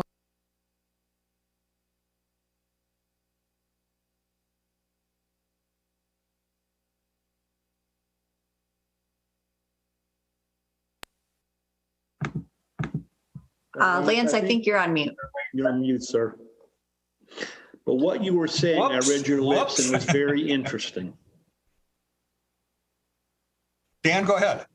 I said I could read your lips. What you were saying was very interesting. Thank you. So, as I mentioned earlier, thank you for mentioning that. As I mentioned earlier, for the actuarial valuation process, what we do is we smooth out market value. Obviously, market value is the value of the assets that's available to pay benefits, clearly. But in terms of using it in an actuarial valuation, it's often volatile. It's subject to temporary conditions, mood swings. Obviously, COVID-19 had a major impact on market value, dropping it dramatically, and then it came back up. So to try to smooth out that volatility, what we do is we smooth market measurements, and the result is called the actuarial value of assets. And basically, let me see here. All right, if we turn the page, Amy.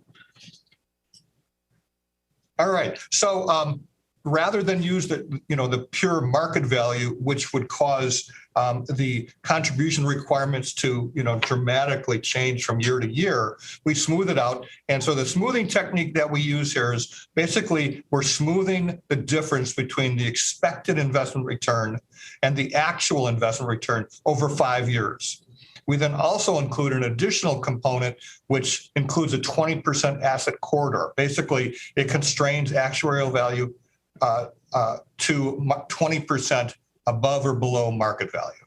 And so the whole idea here is to just dampen the volatility of the contribution rate. And currently the actuarial value is 105% of the market value for the pension plan. For the OPEB val, we do use market value. All right, if you turn the page, Amy. So, as Amy showed you on the circle graphs, there is an unfunded liability both for the pension plan as well as for the OPEB plan. And so why is that? How did the unfunded liability, develop?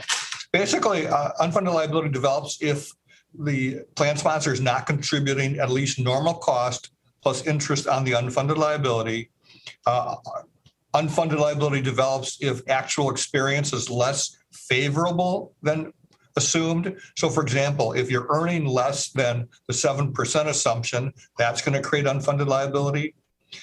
Changes when we make changes in actuarial assumptions due to revised expectations, and if we grant either initial benefits or granting benefit increases for service already rendered. These are all the idea of what causes unfunded liability. Okay, so funding policy.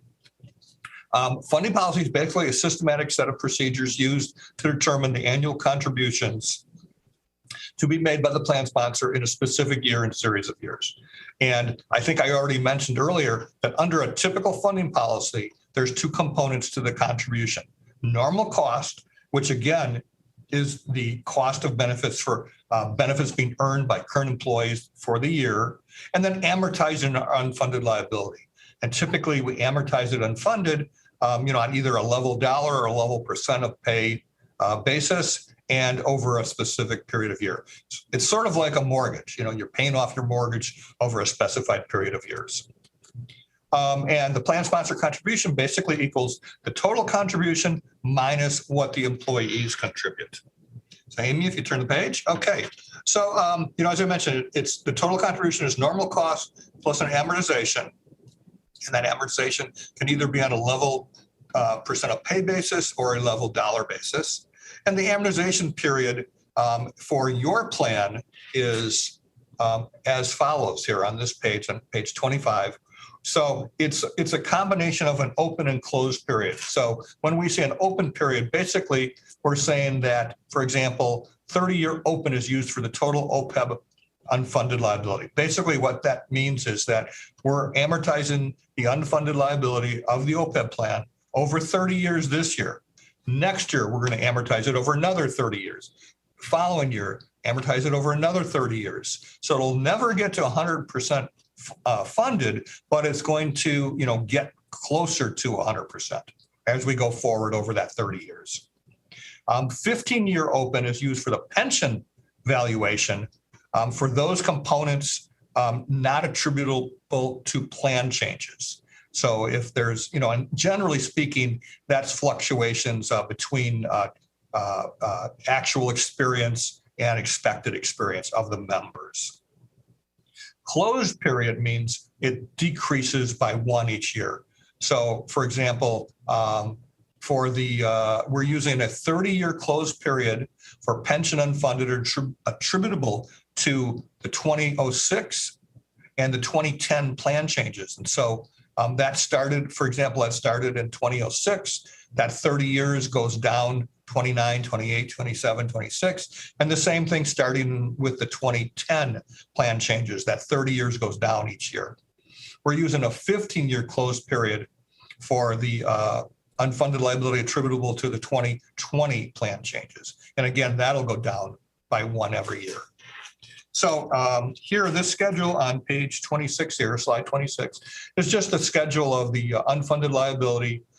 You can see there's a 2006 plan change, the 2010, the 2020, and the remaining, and you can see the initial financing period and, the ultimate financing period. And the same thing for Opeb. So I won't go into too much detail here. Amy, turn the page. All right. So additional funding policy details. So again, for pension, the board contribution rate is the total minus what the employees contribute. And it's the actual contribution is made based on applying the board contribution rate to the actual payroll during the applicable year. So we'll come up with a rate of pay, and that's the rate of pay that you apply to the actual payroll for the applicable fiscal year. And I'm sure you all know that. And then just an additional comment here, an additional $9.8 million in contributions was made during fiscal year 2020, in addition to the contributions calculated in the actuarial evaluation. And that's great. Anything over and above the required contribution just gets you to 100% a lot sooner. So hey, Lance. Yes. I'm sorry. As an aside, we plan on doing that this year as well, too. That's great. I think, we're, as actuaries, the sooner you can get to 100% funded, the better. I mean, that's a great policy. Honestly, I give you lots of credit for that. And that's a good reason why, if you saw on Amy's circle graph, why the unfunded liability for the pension plan is much smaller than it is for the Opeb plan. So now let's turn to the Opeb plan. So the total actuarial determined contribution is calculated, and separate contributions are made for pay-as-you-go contributions. So this part is the pay-as-you-go. This is the contribution for benefits and expenses net of retiree paid premiums, Medicare Part D subsidies, and Caremark rebates. So this is basically the outflow, the actual outflow. And then the total ADC, which is the actuarially determined contribution, minus the pay-as-you-go, is contributed to the county Opeb trust. And so that's the whole idea is you pay the benefits that are due, and then you subtract that from the total, and that's what you should be contributing to the county OPEB trust to pre-fund the plan. Unfortunately, the county has contributed less, and you know this, than the ADC, than the actually determined contribution during fiscal years 2018, 2019, and 2020. Amy, you want to turn the page? Hey, just an aside on that too. Last year, FY20, that percentage increased a bit. So the county is getting closer to what the annual required contribution is. Just to... Yeah, thank you. That's a good comment. And so kind of to bring this back now to, to kind of bring it all back in perspective, Amy showed this graph before. It's really a good schematic of what's happening. So again, we take the cover data, the asset data, we know the plan provisions, we make our assumptions, we have our funding policy. This goes into the actuarial evaluation report. The output is the funded status, the contribution rates, and accounting information. So Amy, you want to turn the page? So my last slide here is funded ratio. And funded ratio, again, as I mentioned earlier, it's a point in time comparison between the actuarial value of assets and the actuarial accrued liability. So when you hear funded ratio is 80%, that's at a particular point in time. And again, if market, and it's based on actuarial value of assets, not necessarily market value. So just to kind of give you some perspective. And public pension plans are under no federal requirement to maintain a fully 100% funded plan. So that's why, we have plans around the country that are a lot less than 100% funded. And public pension plans do not suffer any specific penalties for not maintaining a 100% funded plan. This is very different than private sector plans, where there are penalties and there are specific minimum funding requirements for private sector plans. The only caveat here that I'll mention is that public retirement system underfunding may impair debt rating and cost of borrowing. So I just wanted to mention that. So Amy, if you want to turn the page, and I'll turn it right back to you. Thank you. On the following slides, we have the actuarial evaluation results. These are the results that we went through during the meeting in February, so I'm not going to go through the results. However, I will just point out some of these components in light of the information that we just went over. So for the actuarial evaluation results, typically we will look at the current year results, and then we will also look at the prior year results in order to see the change from year to year. So we look at the membership data because that's one of our components going into the actuarial evaluation results.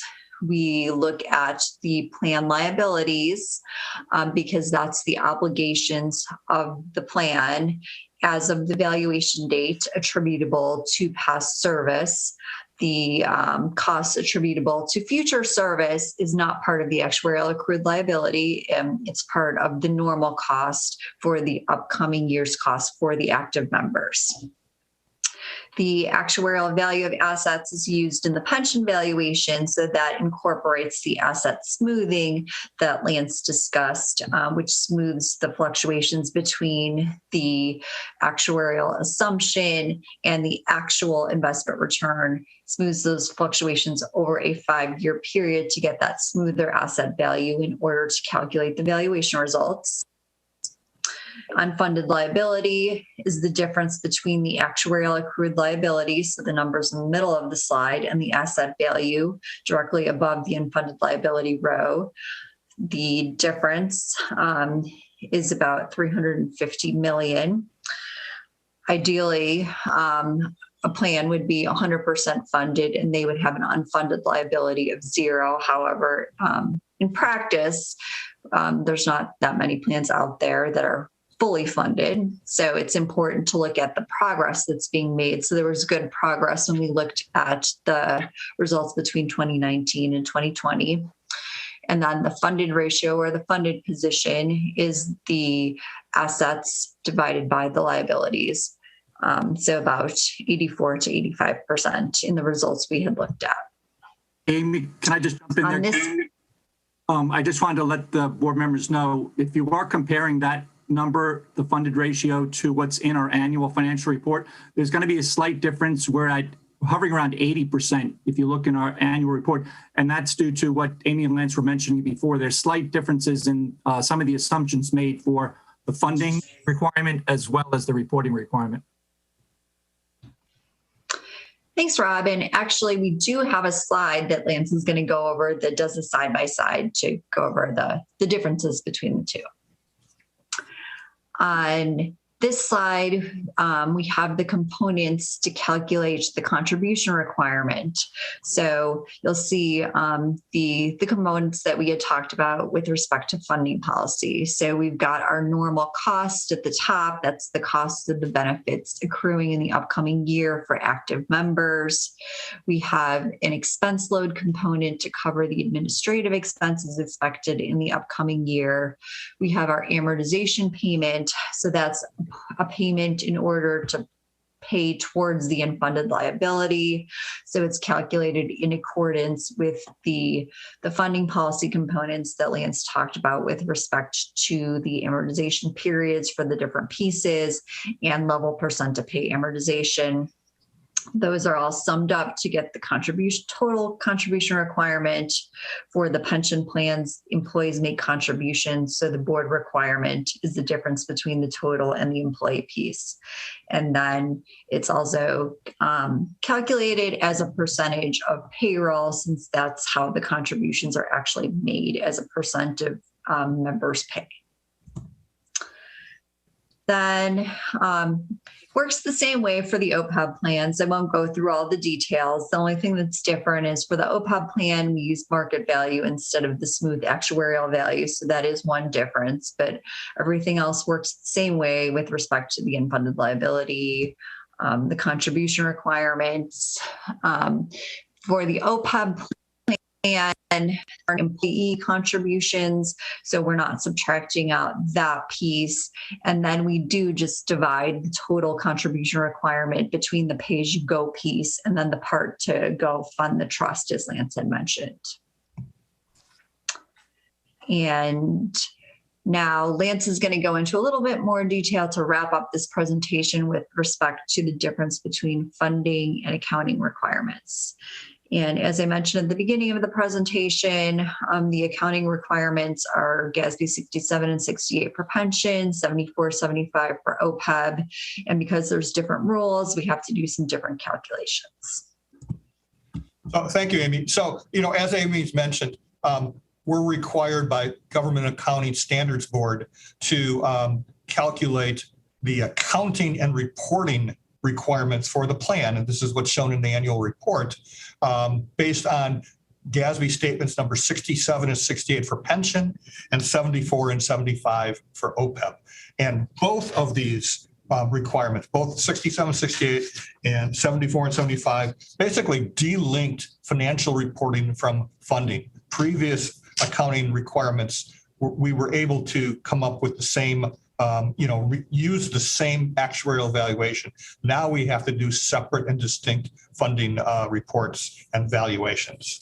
So Amy, if you turn to page, let's go to, perfect. Page 37, slide 37. So here, this is just basically showing you the differences. And Rob previously mentioned, if you look at the line that says funded ratio, it's 84.6% for funding, but it's only about 80% for accounting. And that's because the accounting rules are different than the funding rules. And so, that really explains it all.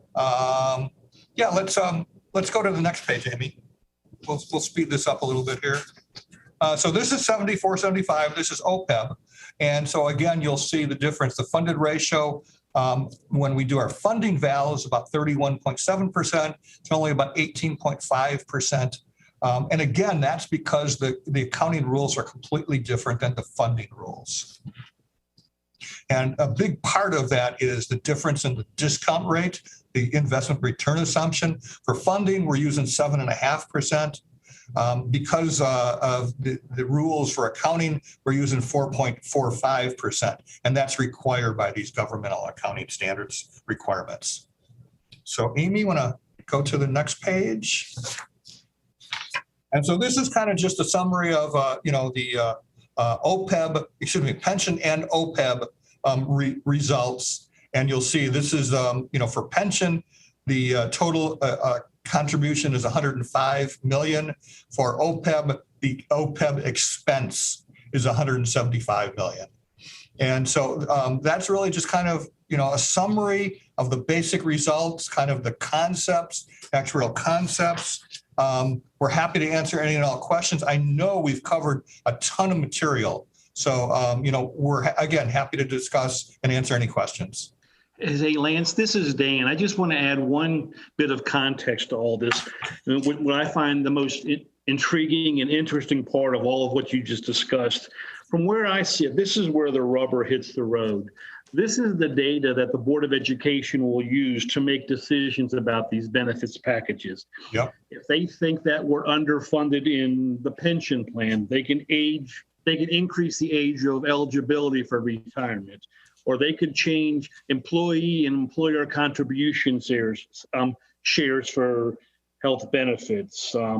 What percentage people contribute to your pension, or they could actually change the annuity formulas where a year of service is 2%, you need additional money, your unfunded liability is too big, we'll make it 1.5%. So this is just source documents for making really educated and informed decisions at the board level on if you're underfunded, overfunded, and what adjustments can you make. And then we would run it through Lance and Amy's models to see what those changes would result in. I think this is really the bottom line of all this information is this is the data you need to make really informed decisions about the finance of our benefits programs going forward.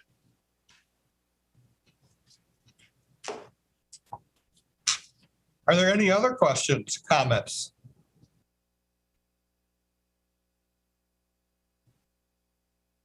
Lynn, I don't know if you were saying anything. You're on mute. All right. Ms. O'Neill, any questions from you? Well, no, just a comment. Thank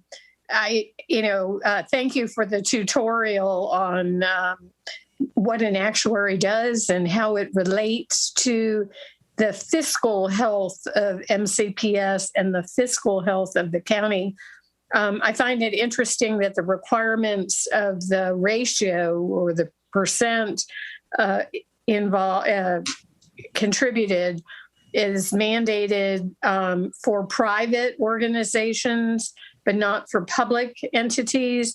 But, I know that this is an area where many businesses ended up leaving their employees, their retirees, high and dry because of improper management of pension plans and Opeb. And it is also an area where a number of municipalities got into difficulty.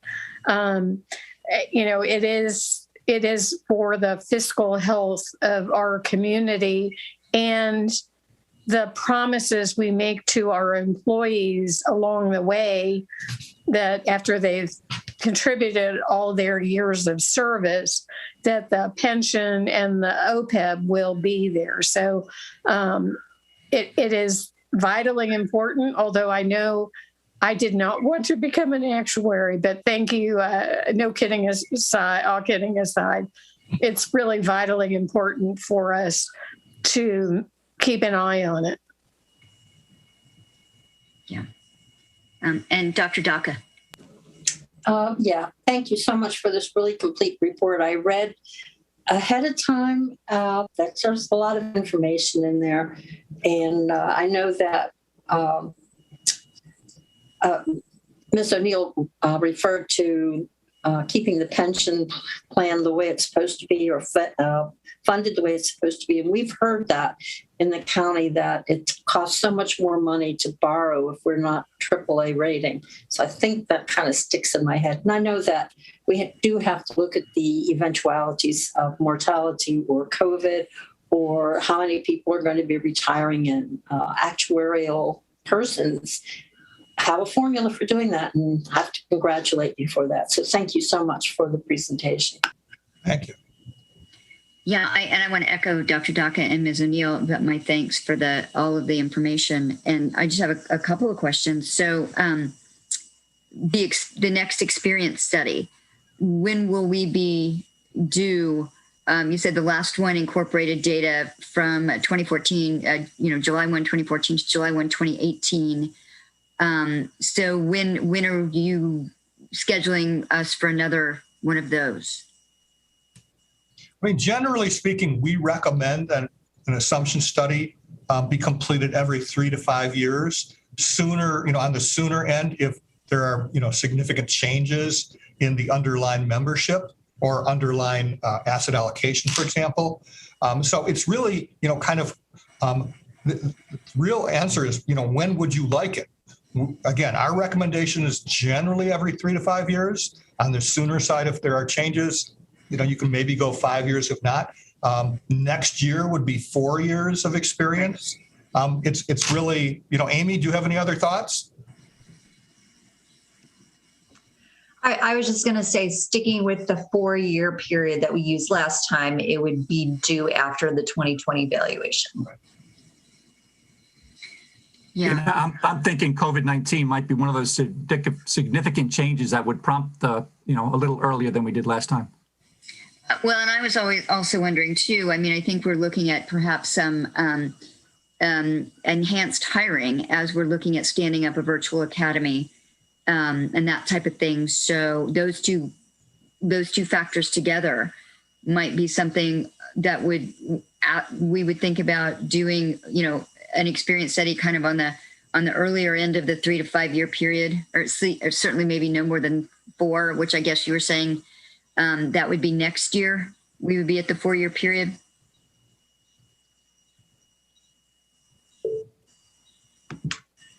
Yes, that's correct. After next year's valuation, after the July 1st, 2022 valuation. So we could probably start the experience study in like October 2022, and we would have 4 years of new data in order to do that.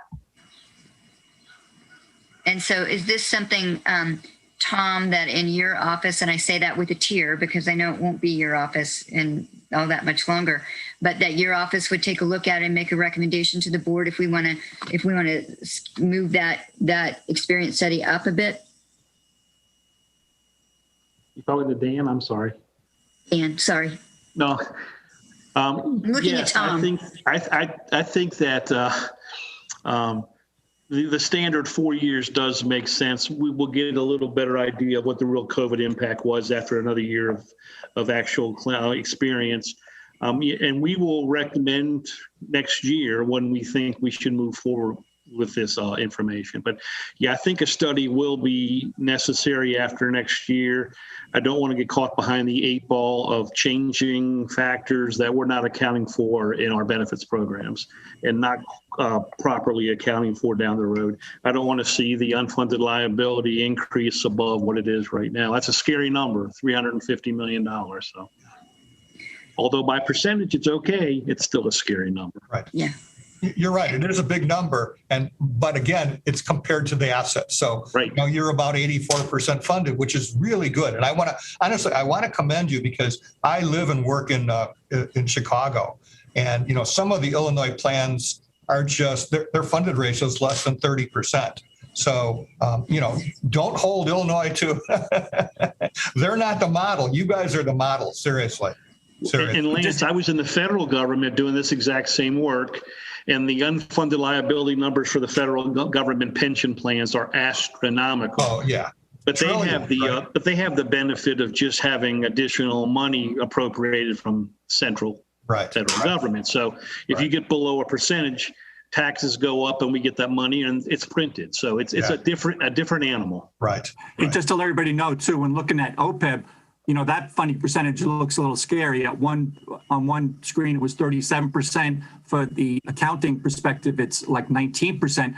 But when I looked at the other LEAs in Maryland, we're high in the top quartile. So we're fine there. And across the country, we're well above average. So, and also too, that's a young fund. So it's kind of mature. It's going to get higher as it goes along. Yeah, and I should mention that across the country, not all Opeb plans are funded. Many of them, I would say probably more of them than not, are funded on a pay-as-you-go basis. So the fact that you are actually pre-funding your Opeb liabilities is a good thing, Rob. Yeah. So I guess not to put anybody on the spot, but looking at our funded position, so it's been improving a bit. Do you have any predictions about where we'll be at the end of this fiscal year? So we were at 84.6% last July 1, 2020. And don't want to put anybody on the spot. How have the assets performed? Not quite as well as we had hoped, but Amy has a number in her head. I can see it. What's the new percentage, Amy? In our valuation presentation, I think we actually did include projections. So if all assumptions were realized, I think we did have an estimated funded ratio. So I don't have that pulled up right now, but I could potentially try to pull it up really quick if you wanted to hear that now. So what I just proved, Lynn, is you want to play poker with actuaries because their faces light up when you ask them a question.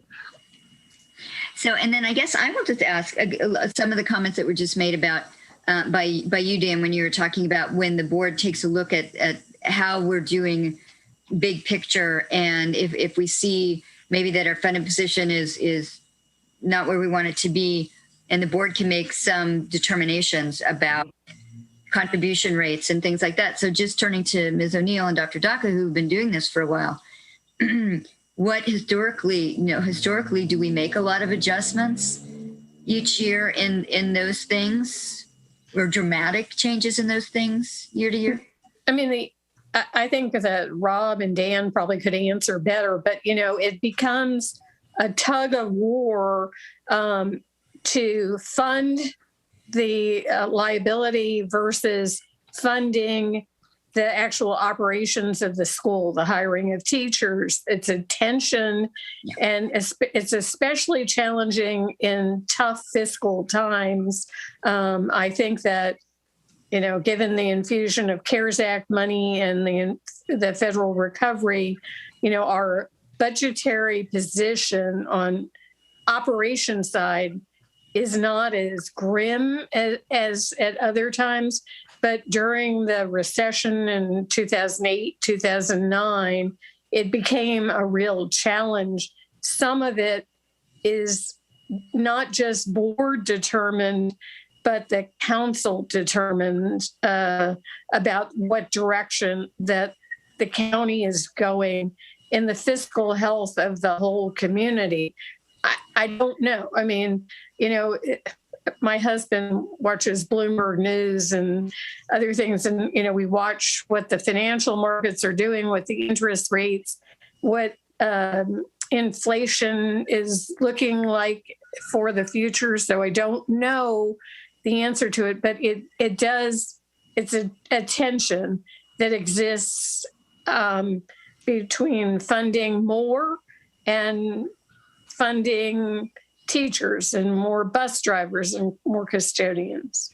And I would add, what's very interesting is, when you go through your pay negotiations every year, it's very interesting that the pay raise is just the front-facing part of your increased costs. This flows through to annuities and other things down the road, because this is all based on an average, like a high 3 or a high 5 average salary. So the actual basis of your annuity goes up as you get pay raises. So that has a fairly significant impact on future costs. So those are the things I think that are just really interesting to consider as you go through all these processes and negotiations.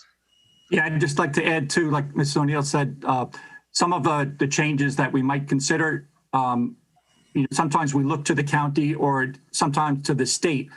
For instance, after the past recession, the vesting from 5-year to 10-year, some changes like that are made to the plans, we kind of are similar to a lot of other jurisdictions. So sometimes it's based on that. I looked up real briefly what we did a presentation last fall, and our projection in that was the contribution or the funded ratio would go from 84.6 to 84.9%. But again, as Amy said, that assumes that you earned the exact investment return assumption of 7, and that all of the other assumptions are exactly as predicted. So to the extent, your assets exceeded to 7%, that might bring it up. But again, it really depends on, also the demographics and how those have changed over the year as well. And it also doesn't include any additional contributions. So additional contributions would be the ratio. And actually, we are, looking at our portfolio. Our Board of Investment Trustees looks at our portfolio 4 times a year and sees if we should change our investment strategies. And we're going through that right now. We have a meeting this week to talk about which investments are we going to be more risk-taking to increase the amount of return? Are we going to be more conservative? And the Board of Investment Trustees gives us that guidance, and that does make a lot of change on how these investments turn out. No one knows for sure. You just hope you make the best informed decision. Yep. It's really the important part and the fun part of all this work, I think. Well, I'm just going to thank everybody again and ask if does anybody have any other questions or comments? Anybody? No, for me, it's very personal because I have that pension and I want you to keep protecting it. We have the Judy DACA amendment. Hers will never change. Oh. Okay, so I think that's the end. I'm going to thank everybody again, Bob, Lance, Amy, for all this great information. A lot of it, thank heaven for people who choose to become actuaries so they can guide us, a system like ours, which is basically the size of the Titanic, on making these kinds of decisions so that we are supporting our employees. So again, thank you very much. I guess we'll be hearing from you again fairly soon. And again, Dan, I can't believe you're leaving. Oh, yes, thank you. I looked at my actuarial benefits and they looked pretty good. So I decided it was probably a good time. Excited for it. Thank you, GRS friends, very, very much for this. It was very helpful. Thank you very much. We enjoyed it. Yep. So unless there are any other, I'm looking at the agenda. Do we have any other final new business, final comments or questions? Okay. Then I think we are done. And I just, again, thank everybody for everything today. I think it was a great meeting.